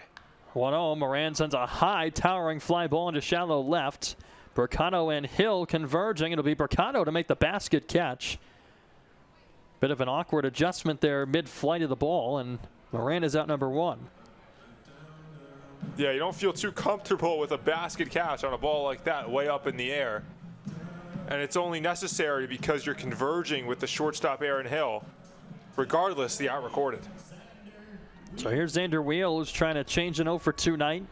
Get things rolling back in his direction. Rolled out to short and popped out to second. First pitch, a high breaking ball. Not much bite to that. Stayed up top. It's 1-0. And Garrett Martin's still out there for the Blue Crabs. A little bit of a rough first. Home run last inning. 1-0. Wheel taking that all the way for a strike. Right on the top shelf. But overall, pretty solid outing for Mr. Martin. Right-hander with a 1-1. Breaking ball, and it catches Xander right on the backside. Now, Southern Maryland had absorbed 2 hit-by pitches to open the ball game. The Rockers will take one here to get their first base runner on in the 6th inning. Well, sometimes a walk is a rally starter. Other times it could be a hit-by pitch. Works the same. Free runner at first base. And now Brian Pereira, who doubled his last time on a ball that was smoked off the center field wall. Another one like that would at least set up second and third and might tie up this game. But it may not be Garrett Martin that he gets to face. Southern Maryland with action in their bullpen. Stan Clyburn on his way out. See if this is the day for Mr. Martin. It is, as Stan Clyburn takes the baseball away from his starter. So both clubs now will have been to the bullpen at least once. Southern Maryland goes there for the first time in the home half of the 6th. Rockers with a runner aboard, trailing 4-3. Stick with us on the Rockers Baseball Network.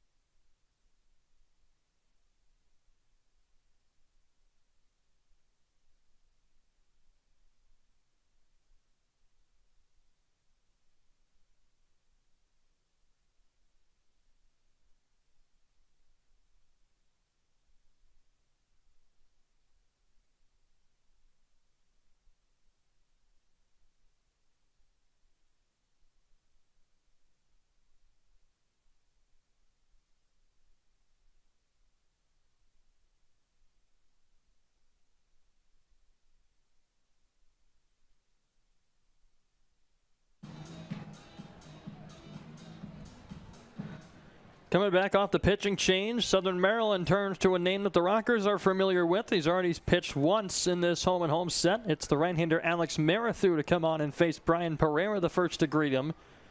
Numbers on Marathu will come in a moment. First pitch to Pereira is swung on and tapped foul off his foot. As Pereira will try and walk out that pain. And as he does to get reset, Sam, what do we know about Marathu this year? Marathu, 5'11", 29-year-old from Independence, Missouri. So far this year, this will be his third game. Through 2 games, 3 1/3 innings. Has not allowed a hit. Gave up a run, a 2.7 ERA. Has walked a couple and has a strikeout as well. Last time came against the Rockers on the middle game, May the 8th. An inning, gave up a couple runs. Only one was earned, though, a walk and a strikeout. A 1 to Pereira, waving a miss behind a lively fastball. 0-2. Xander Wheel is on board for the Rockers. Absorbed a hit by pitch right on the backside, and that was what chased Garrett Martin from the game. 0-2 to Pereira. That's high and away. 1 ball, 2 strikes. And I want to correct my statement because he has allowed a hit. He's allowed 2 hits. Both hits were in that last outing against the Rockers on May the 8th. Those are the only 2 hits he's allowed this season. Rockers with the tying run aboard, hoping for another hit of a big variety to get him back into it. 1-2. Pereira lofts one to shallow right. Coming on is Gabe Wirtz. Looking up, makes the catch. And Xander Wheel will have to retreat 2 down now for Jake Washer.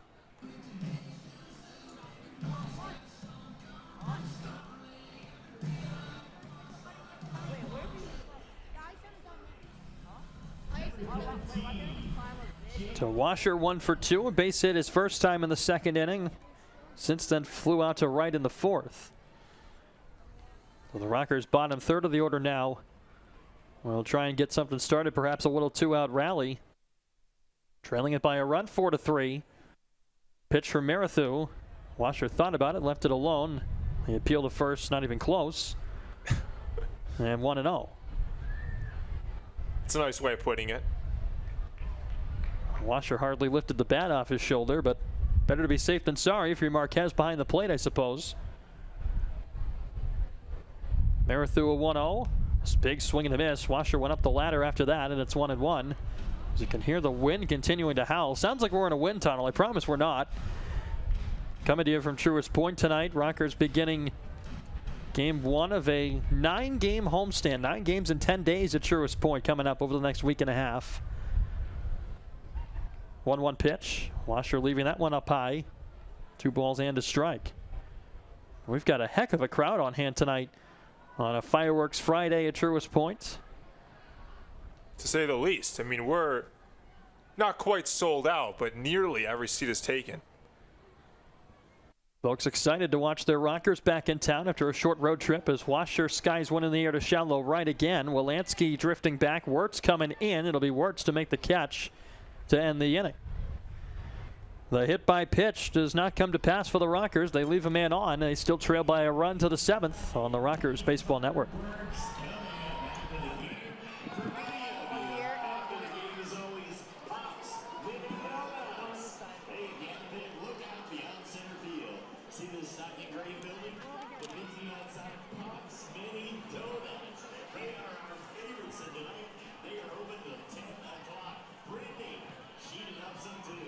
Oh, yes, I do, Jamie, and they are sounding absolutely delicious. Just want to remind you all, they are open until 10 p.m. tonight, so post-game after fireworks, go grab yourself some Pops Mini Donuts. Let's get ready for the Pops Mini Donut Dash. It's one of my favorite games of the night, and I know you all love it, and the kids do as well. We have Anna, Allie, Millie, and Sean getting ready to play the Pops Mini Donut Dash. Are you guys ready? Object of the game, you're going to pick up your donut, put it on your partner. The first team back to me is the winner. Are we ready, Sean? Yes. Are we ready? Yes. All right, guys, let's do it. 3, 2, 1, go. Fans, make some noise for these little cuties and hype. Awesome job. One more donut. What are we thinking, guys? Pick up your donut. Pick up your donuts and head this way. Awesome. Awesome job. I give you credit, girl. You looked amazing out there, both teams. How are you feeling? Good. All right, you guys won yourself some Pops Mini Donut gift cards. They're excited. Yes. All right, let's go Rockers. And back to Jamie up in the booth.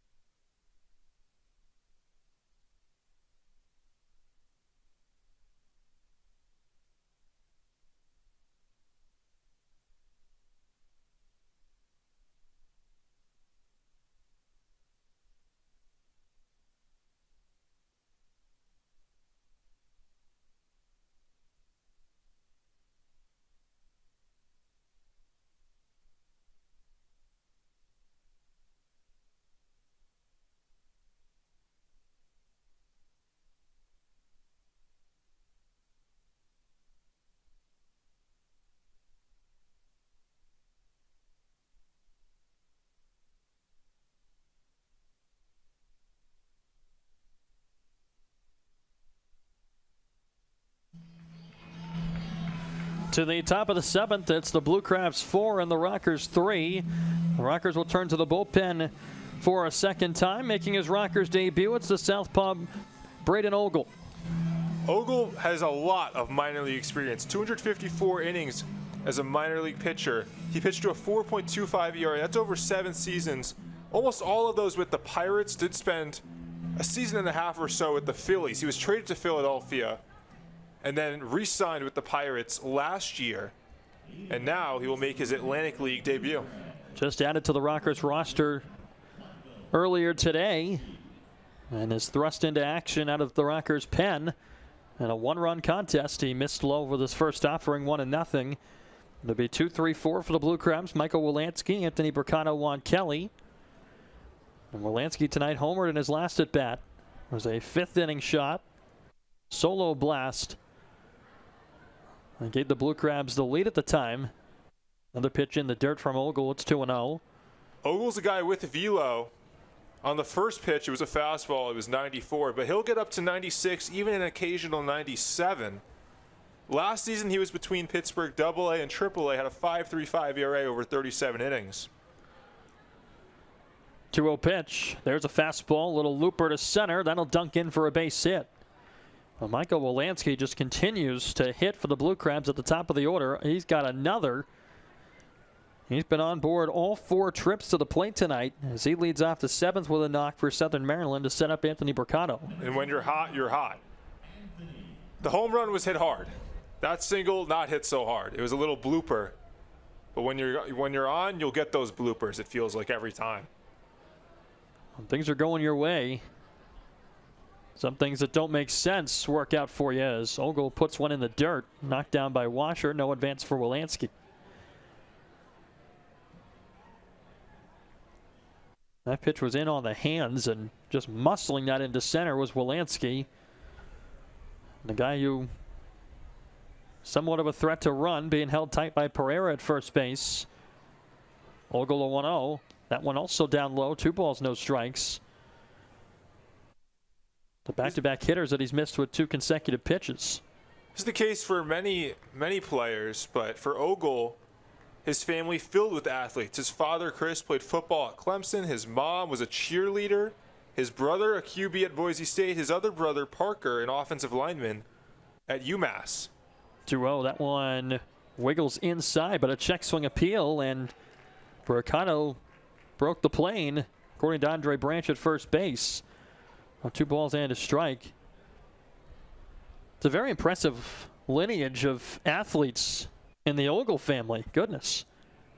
2-1. A wave and a miss down to a knee. Goes Bricano. We've seen that a couple of times from Southern Maryland hitters. They've been really off balance on a few of these pitches. 2-2. And Ogle has good stuff. There's a reason he was drafted in the 4th round. He will strike you out.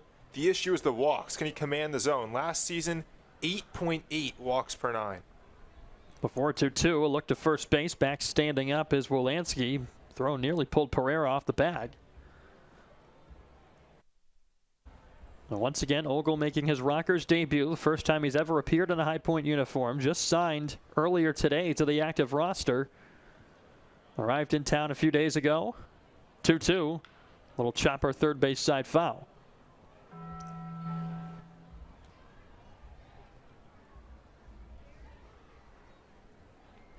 The Rockers, of course, needing to fill some holes on the pitching staff with the exits of both Kyle Bearclaw and Peter Solomon, who was just announced today that the Texas Rangers also picking up his contract too. 2-2 pitch. Popped up foul over our heads, out of play. And for Ogle, he's not a guy that in his career has started too much. Out of 163 games, he's made 27 starts. But as mentioned, he may be used as a starter. He may get some starts for the Rockers this year. He's been stretched out a little bit.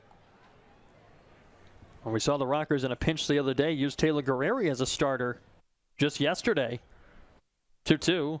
Wave and a miss, strike three. There's a good pitch down low. An off-speed one gets a swing and a miss. A strikeout for Ogle, his first in a Rocker uniform. 1-on-1 out for Juan Kelly. And Juan Kelly's the guy that you got to strike out if you want everyone here to get some free coffee. We've got a streak on the line. It's going to make the people happy. Ogle's got the stuff to do it. First pitch to Kelly, a little chopper up the third base side, and that will roll to the third base coaching box.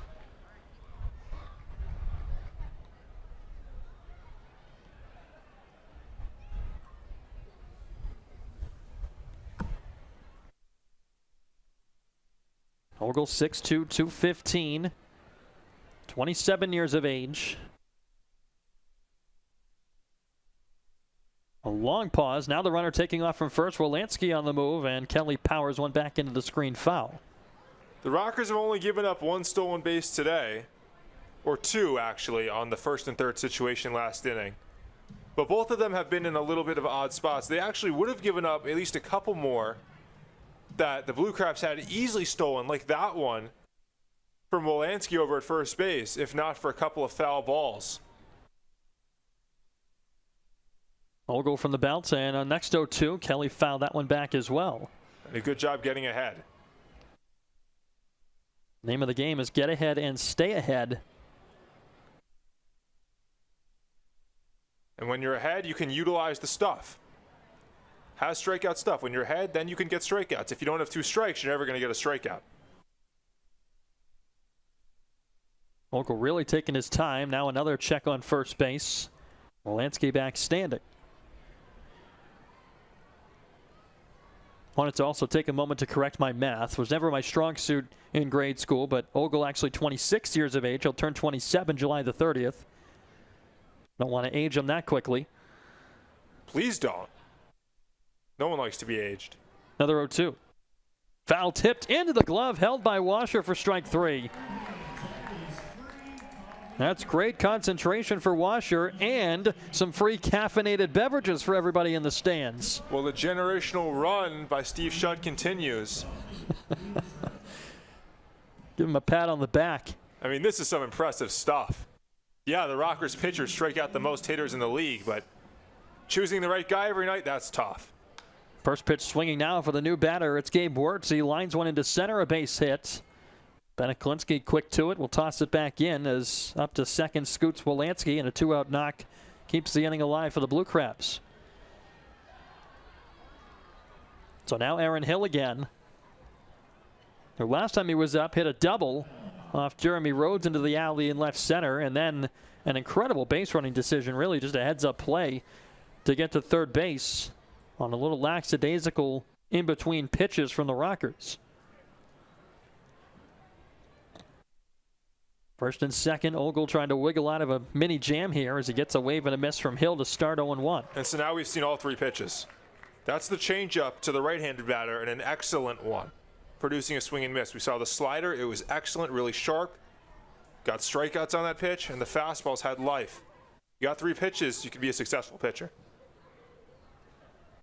Ogle looks to second, the 0-1. There's the fastball in the dirt, knocked down by Washer to hold the runner at second base. And this is a high leverage spot. It's your first appearance of the season, first appearance with the Rockers. But the Rockers need this bad. They're in a bit of a rut, and they need this game to stay as a one-run game instead of letting it get out of hand.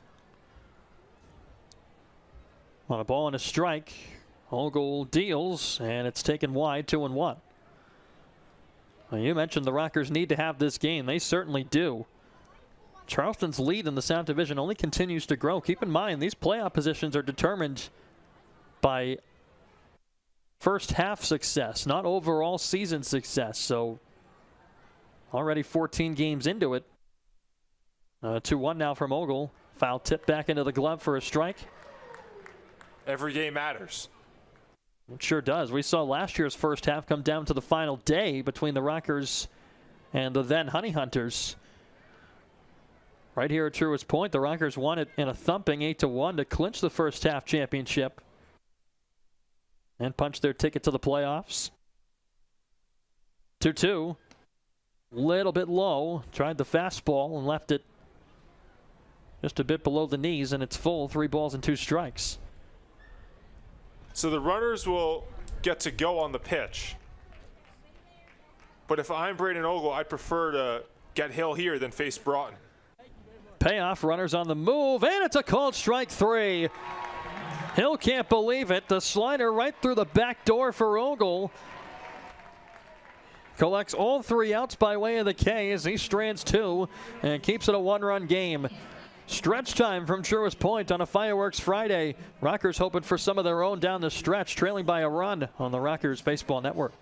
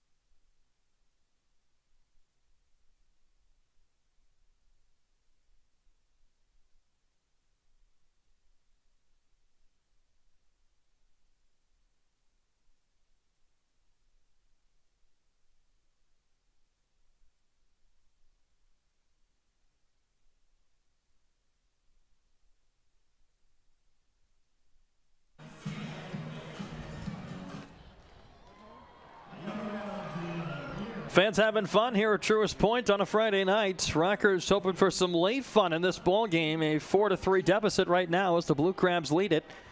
It's Ryan Grochon, Clayton Melbauer, and Martin Figueroa against Alex Marathu. First pitch to Grochon. That rides upstairs, 1-0. Marathu coming back to work. Has been the only arm featured so far out of the Southern Maryland bullpen tonight. Already seen the Rockers once over the last handful of days. That was in Waldorf. 1-0 to Grochon. A fastball clings to the corner for a strike, and it's a 1-1 count. In the scorebook, it says 0-2 under Grochon's name. But in his mind and in the Rockers' minds, it's 2 hard-hit balls. And those can translate to something later on. 1-1. Grochon dusted back a bit. A slider in on his ankles, and it's 2-1. We've talked about it a lot. Grochon has just not had some great luck with balls that he's put in play. He's hit them right on the screws a number of times. 2-1, that's upstairs. 3 balls and a strike, and this also is something that we've seen a lot from him. Working himself into good hitters counts, not forcing anything, and has drawn his fair share of free passes too. Here's a 3-1. That's high. There's another. Well, he's no Martin Figueroa, but 11 walks on the year, just 2 shy of his strikeout total is pretty impressive. Grosjean has been productive in other ways when the hits haven't come. And on board for the Rockers to open up the home half of the 7th, trailing by a tally. And now Clayton Melbauer. What a time it would be for some oppo pop from Clayton Melbauer. We've seen him do it twice. Marathu deals a fastball low. 1-0. 4 runs, 9 hits for Southern Maryland. 3 runs, 5 hits for the Rockers. Melbauer then the top of the order for High Point in the 7th. Marathu a 1-0. Melbauer taking up high, 2 balls, no strikes. Feels like the Rockers are due for one of those vintage huge innings that we've come to see. We saw it a couple of days ago in Southern Maryland, a 7th spot in the 3rd inning on their way to a 9-1 victory on Wednesday. As now Daryl Thompson is hustling out of the Southern Maryland dugout, the pitching coach for the Blue Crabs. Well, ironically enough, will be tomorrow's starter. I was about to say. And I was going to ask you, do you think it's interesting? Do you think it's weird for a player, for this situation, Marathu, to have one of his peers, a fellow player, be the one to go talk to him, try to calm him down? Well, Daryl Thompson, at 39 years old, I think he's garnered enough respect around the league and especially in Southern Maryland to be looked at as more than just a player. He's a player coach and really has sort of guided these younger arms for a while now in Southern Maryland as Melbauer fouled away the 2-0. And absolutely, and I didn't mean to disrespect Daryl Thompson in any way there. So a guy that certainly has earned a bunch of respect, a guy that's in the pitching categories in the top 10 in most Atlantic League records. 2-1 to Melbauer. Popped up. A mile-high first base side foul ground. Drifting over there is Kelly by the Rockers dugout, and he makes a stumbling catch to put away Melbauer for the first out.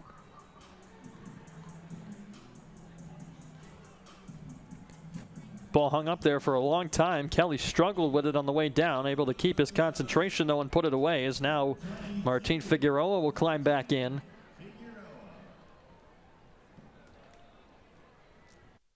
Figueroa this evening has doubled and scored, walked and scored.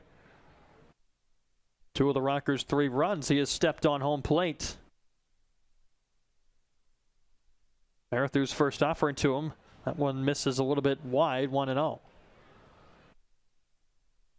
Well, you want Martin to drive in the tying run here, but working a walk, you'll take that too, because it moves the tying run into scoring position, puts the go-ahead run, I should say, on base for a guy that has 5 home runs on the year in Aklinski.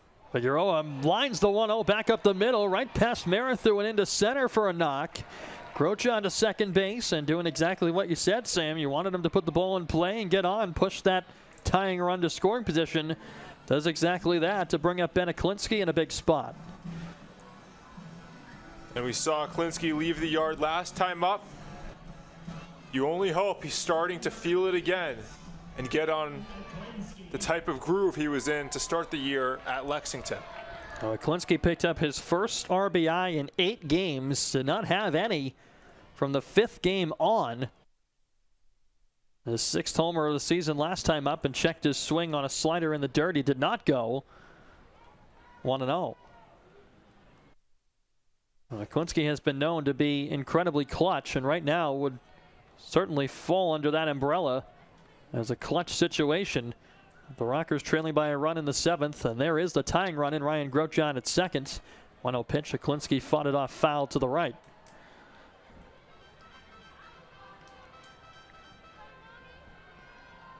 Prior to that home run for Aklinski in the 5th, he was 0 for 2. Fly out to left, pop out to short. And now batting with runners on first and second. Marathu trickling into some hot water as Aklinski sends a high fly ball out to center, chasing Hibbert to his right. He's there to make the catch. Grosjean will tag from second and move over to third. So a productive out for Aklinski, but now 2 away for Connor Owings, who will be tasked with trying to tie the game. Aklinski got a good piece there.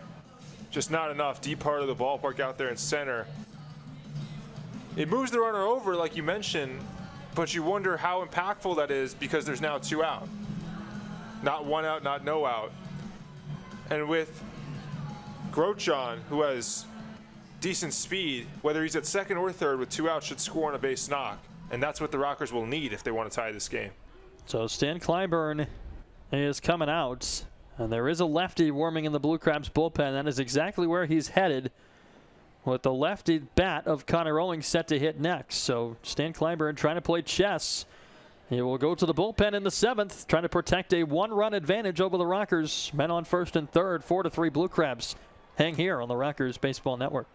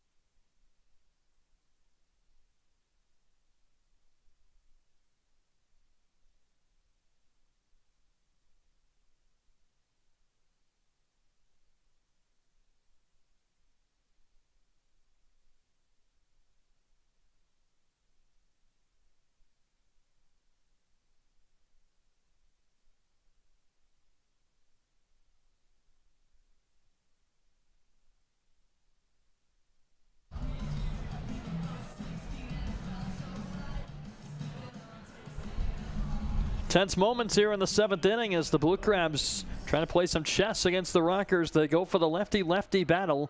It's Hunter Skilperort, the southpaw, against Connor Owings with the tying run at third and Ryan Grotjon and 2 away. First pitch swinging a good slider, tied up Owings, and it's 0-1.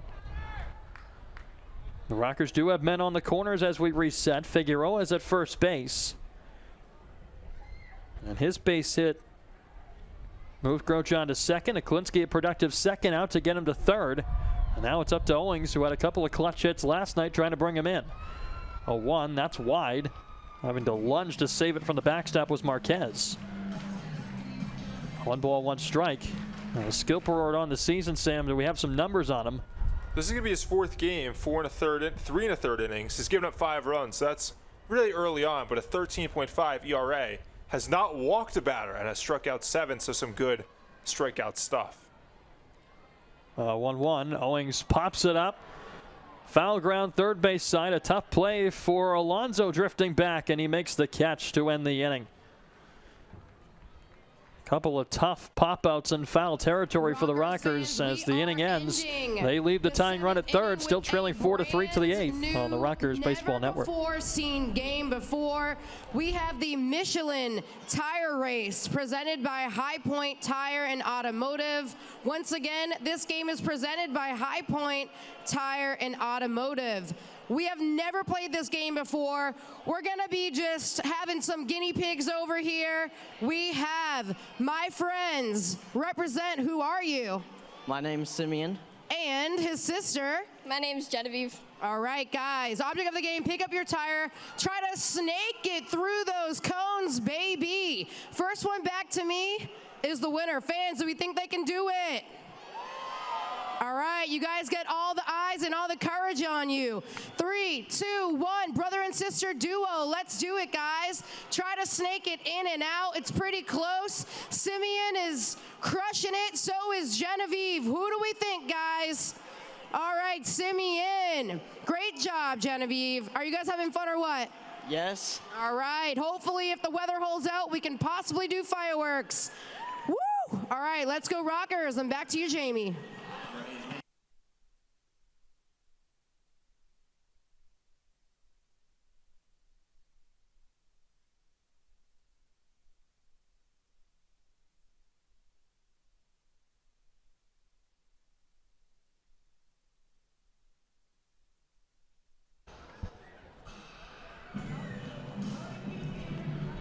Top of the 8th, 4-3. Southern Maryland with the lead as the Rockers go to the bullpen again. They call upon a newcomer, but he's made a handful of appearances already for the team. It's Garrett Schilling. Schilling, this is already going to be his 4th game of the year. Through 3 innings, he's allowed just 1 hit, no runs, has walked a batter and struck out 2. He stands 10 strikeouts away from 500 career Ks. First one to the batter, Josh Broughton, is a swing and a miss. Elevated breaking ball. Broughton's eyes lit up, couldn't get the barrel to it, and it's 0-1. Schilling will try and keep this thing where it's at, 4-3 as it stands here in the 8th. Next one home, better location, but apparently missing wide with that. It's 1-1. As Schilling's been ramped up so far this year, getting more and more high leverage opportunities, this certainly a very high leverage spot in the 8th inning in a 1-run game. Perhaps the most tense that the Rockers have thrust Schilling into this year. 1-1, fastball fouled back. Ball and 2 strikes. And Schilling's not new to the pressure. In 48 innings last year with Lexington, picked up 18 saves, as we've mentioned in previous broadcasts. That was tied with bench coach of the Rockers, Ryan Dull, for the most in the Atlantic League last season. Dull has made a seamless transition from Rockers bullpen to Rockers bench. Serving as Jimmy Keefe's right-hand man. Time called prior to the 1-2 delivery as Broughton wants to rethink some things. He's had a successful night, 2 for 3. He's driven in a couple of runs too. Schilling. A wild one from the bullpen. Yes. Baseball escaping from the Southern Maryland dwelling down there. You like that underhand toss from the Blue Crabs third base coach? That was pretty nice. Figure he might be pretty good at bowling with a roll like that. Very, some good form. Very accurate, yeah. 1-2 now. Off the end of the bat, little flare to left, and Broughton has got his 3rd hit of the ball game. Boy, has he started off hot in a Blue Crabs uniform. 3 hits in his last 3 at bats. He's 3 for 4 in all. This one, fortunately for the Rockers, does not drive in a run. But Broughton is the leadoff man on, ahead of Alan Alonso.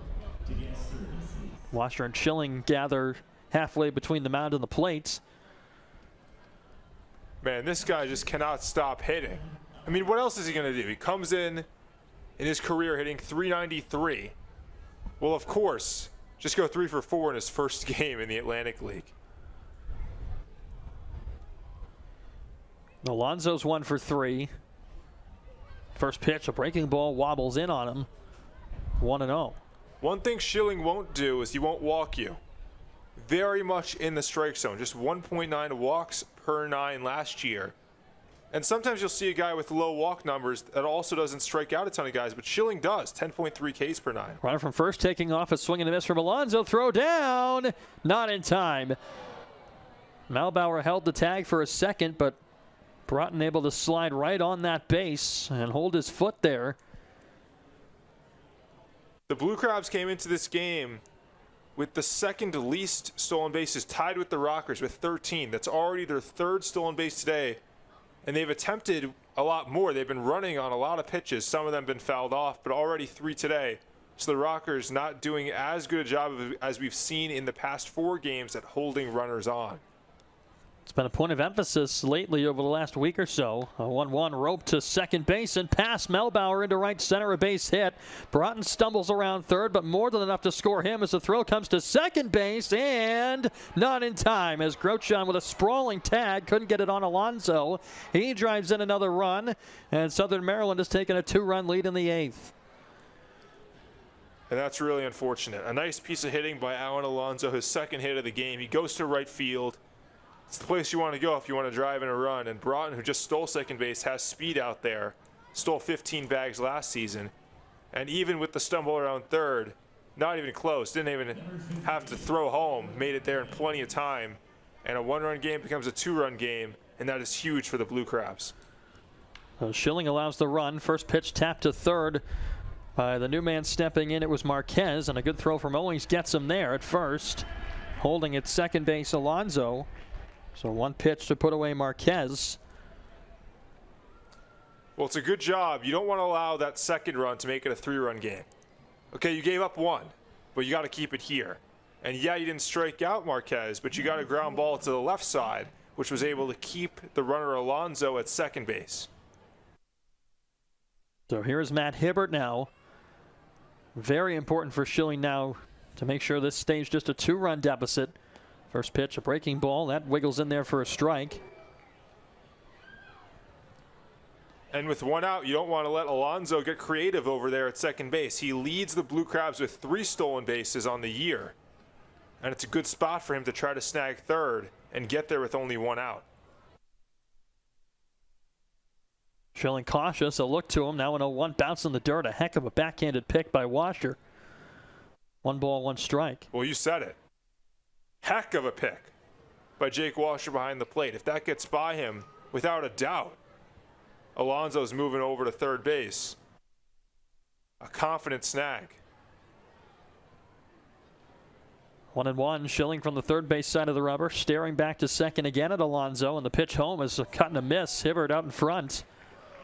Dropped the slider on him. And it's 1-2. Schilling could really use a strikeout here.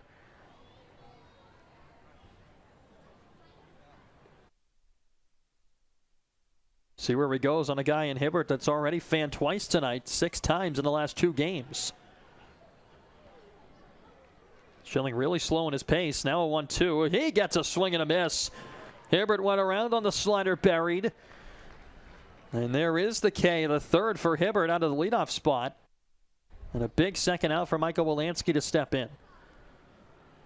Really big K there for Garrett Schilling. But the job is not done. Wolanski's had really a perfect night to this point. Has reached every single time as a home run back in the 5th, singled last inning in the 7th. Previous 2 at-bats, hit by pitch and a walk. Got to get him out here. Can't ask for any more production than what the Blue Crabs have gotten from him as he takes a slider low. 1 ball, no strikes. A very important run at second base for both sides. Insurance for the Blue Crabs. The Rockers cannot let that run score. Got to keep this game within reach. Here's a 1-0. Pop up right side. That'll drift foul to the seats. And there's a strike on Wolanski, but if Schilling were to have fallen behind him 2-0, it has to cross your mind if you're Jamie Keefe about intentionally or even unintentionally walking Wolanski with the base open at first base, because he appears to be a more potent hitter than Bricado, even though Bricado got you with 2 home runs, a hitter that's less of an average hitter, where a base hit could be the dagger here in the 8th inning. Schilling a 1-1. Put that one over for a strike, a delayed call. It does get the corner, and it's 1-2. You bring up a good point there about Bricado, Sam, who waits on deck. He's 0 for 4 tonight. You've figured something out, a way to approach him, pitching staff-wise.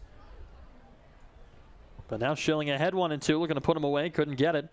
Slider down by the ankles, and it's even. And the benefit of getting ahead is you can do that. You can put that slider down by the ankles and see, will Wolanski chase? Well, he didn't. He's a good hitter. But you've the privilege of being able to do it again. See if now he'll chase on 2-2. 2-2. This one a little slow roller to third. Tough play for Owings, who charges, gloves, throws, and gets him. A big put out for the Rockers to escape any further trouble in the 8th as Southern Maryland grabs another run. They lead it 5-3 to the home half of the inning. The Rockers trailing by 2 with some work to do on the Rockers Baseball Network.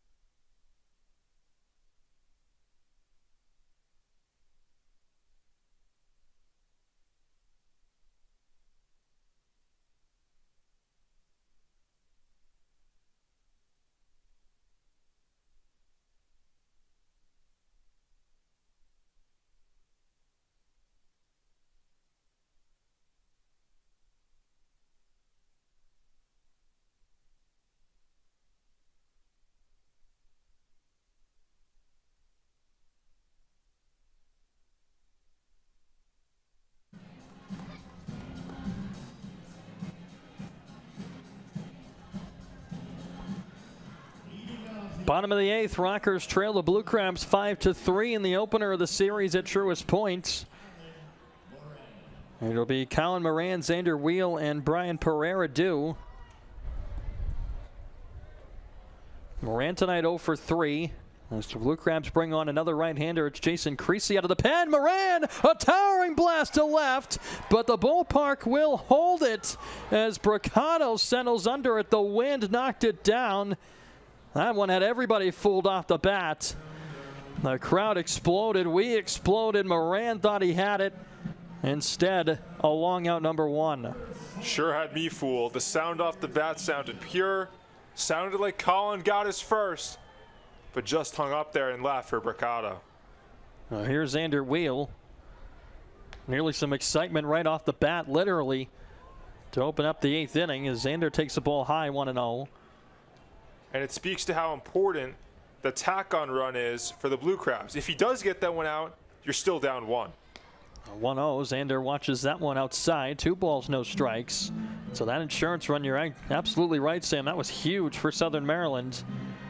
And the Rockers fortunate to leave that extra insurance run at second base. Creasy working quickly, missed in on Xander, now 3-0. So firmly in the driver's seat here with Brian Pereira on deck. We saw Creasy yesterday in Waldorf. It's the first pitcher of the Rockers or an opponent to throw back-to-back days. 3-0, that's high, and Xander a 4-pitch walk. So with 1 out, the Rockers a base runner. Tying run to the plate now as Pereira will climb in. And you have to wonder how fresh Creasy is. He threw 26 pitches yesterday. For a reliever, that's a fair amount for one game. So we'll see how he does today. Yesterday, he threw an inning, allowed a hit, did not allow a run, walked a batter, and struck a batter out as well. First pitch to him, Pereira trickles it foul, straight back for a strike 0-1. For the season, though, it's been very good for Creasy. Over 7 innings, has just given up 1 run. That's a 1.29 ERA. And the walk to strikeout is good. Just 2 walks to 10 Ks. 0-1 to Pereira. Dumps a breaking ball in there for a strike, and it's 0-2. That's one thing about Stan Clyburn is that he's not afraid. If arms have proven they can get out of high leverage spots, and certainly this qualifies. 8th inning with a 2-run lead. And he'll use that arm to its fullest. 0-2. Pereira takes a waste pitch up and away. And we'll expect to see the Rockers use some guys back-to-back, but not yet, as the season progresses and guys get a little more work under their belt. Jamie Cave has been very adamant that that is not in the cards as of yet. 1-2 to Pereira, flicked it foul to hang in there.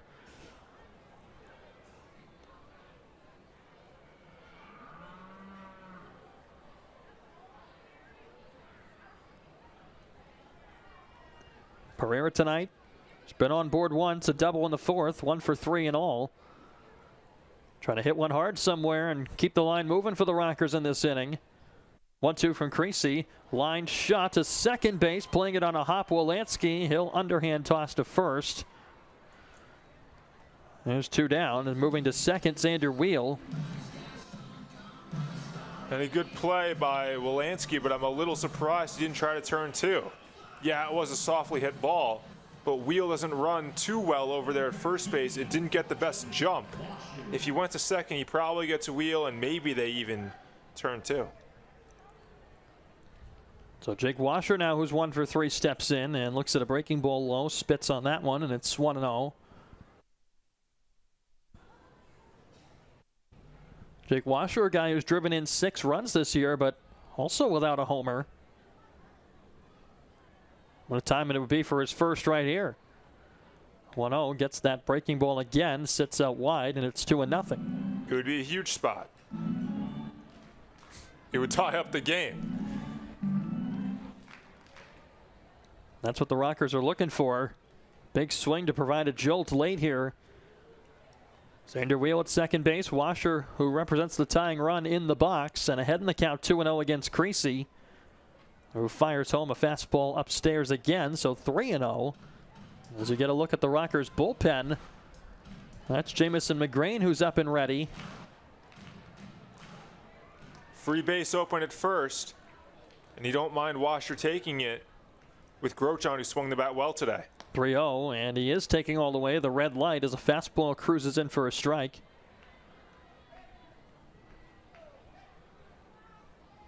Three and 1.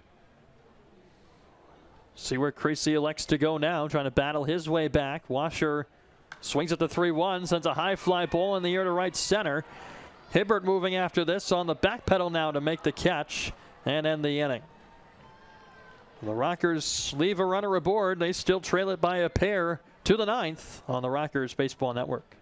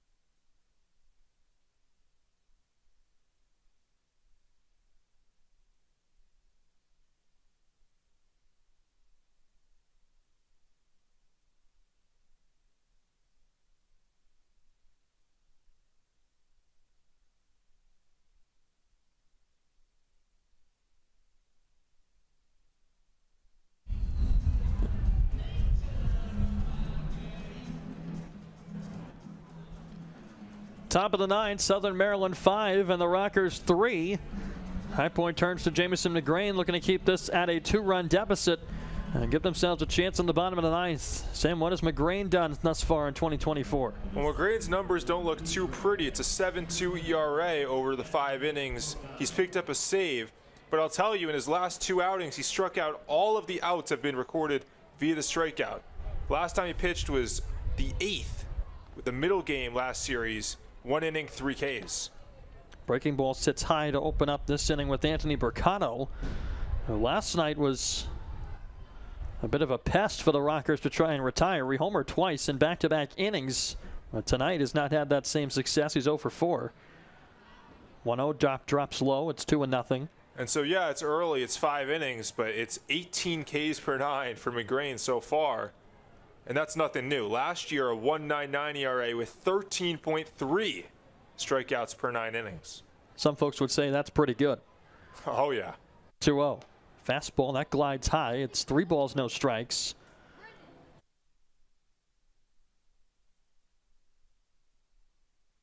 McGrain trying to keep this thing right where it's at, give the Rockers a final chance in the bottom of the ninth for their first walk-off of the season. Have not yet had one. 3-0. Fastball, Mercado lifts it right side into foul ground. Long chase for Pereira over by the bullpen. He's there to make the catch. 1 down.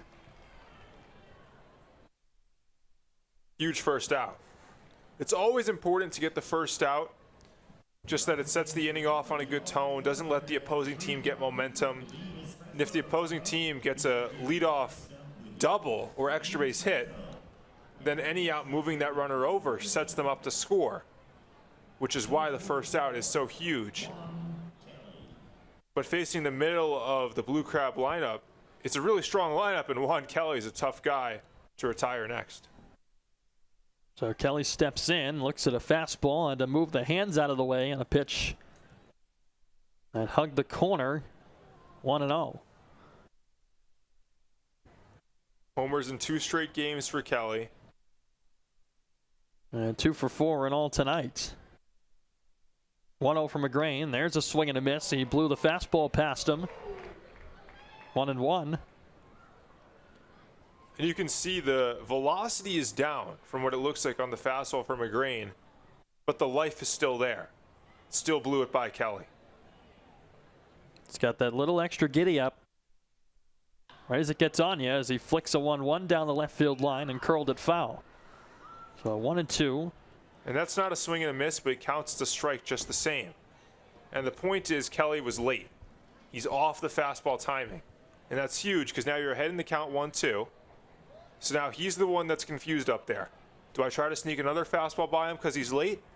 Or do I say, hey, he's off timing. I bet I can throw an off-speed pitch here and get him to look foolish like he did early in the game off of Jeremy Rhodes. See what McGrain has up his sleeve, the 1-2. It's a breaking ball, and it gets a swing and a miss to put him away.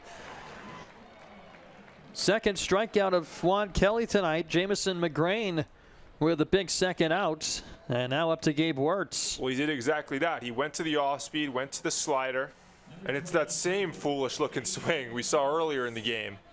And there's a little recipe now of maybe how to attack Juan Kelly. Now McGrain will shift his focus to Wirtz, who last at bat singled in the 7th. Tried to drop a slider on him, wouldn't get him to chase, and it's 1-0. The Rockers in the bottom of the 9th will have 8, 9, and 1. Grochon, Melbauer, and Figueroa, barring any pinch hitters. 1-0, fouled back, right off the glove of Washer, and it's a ball and a strike. And for the Rockers, yeah, it's the bottom and then the top of the lineup. And the bottom of the lineup doesn't have results so far today, but man, have they swung the bat well. They're due. Keep in mind, Nick Longy is on the bench tonight. That's true. So if Ryan Grochon gets on, you may see Longy take the place of Melbauer perhaps. 1-1, little floater out to shallow center. Aklinski coming on, long run. It hangs up for him to make the catch and retire the side. 1-2-3 inning for Jamison McGrain as he gets the Blue Crabs in order. 5-3, Rockers trail it by 2. 3 outs left to play with, trying to extend the ball game and the Knights here on Friday at Truist Point on the Rockers Baseball Network.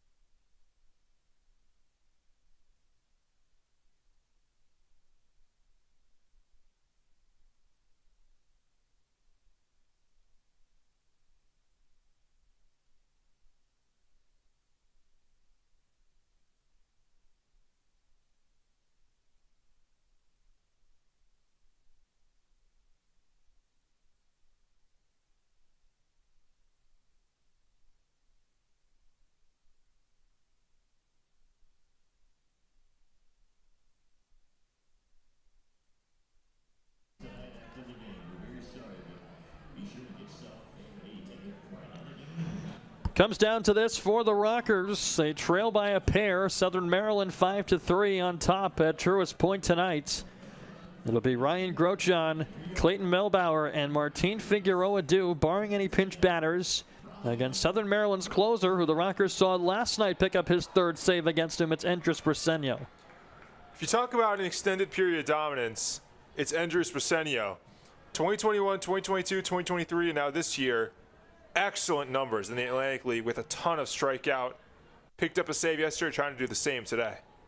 First one to Grochon, a fastball whizzes in for a strike, and it's 0-1. I mentioned he pitched yesterday. It was a clean save, just took 11 pitches, so he's back out there today. It's the first time Briseño will go back-to-back this season. We'll see if that influences him at all.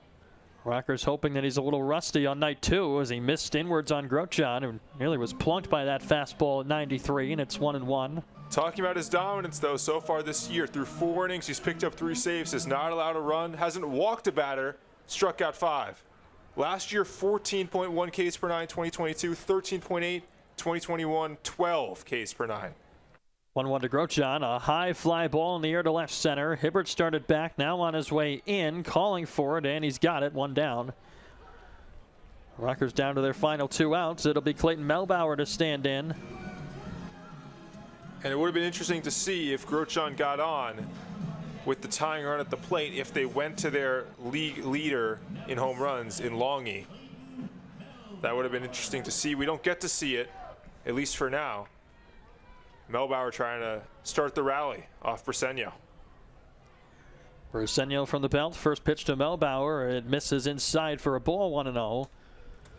The Rockers just trying to figure out a way to get this ball game to the man in the hole right now, Ben Aklinski. And then following him, your power bats. 1-0. Melbauer takes off the plate 2-0. Martin Figueroa is next.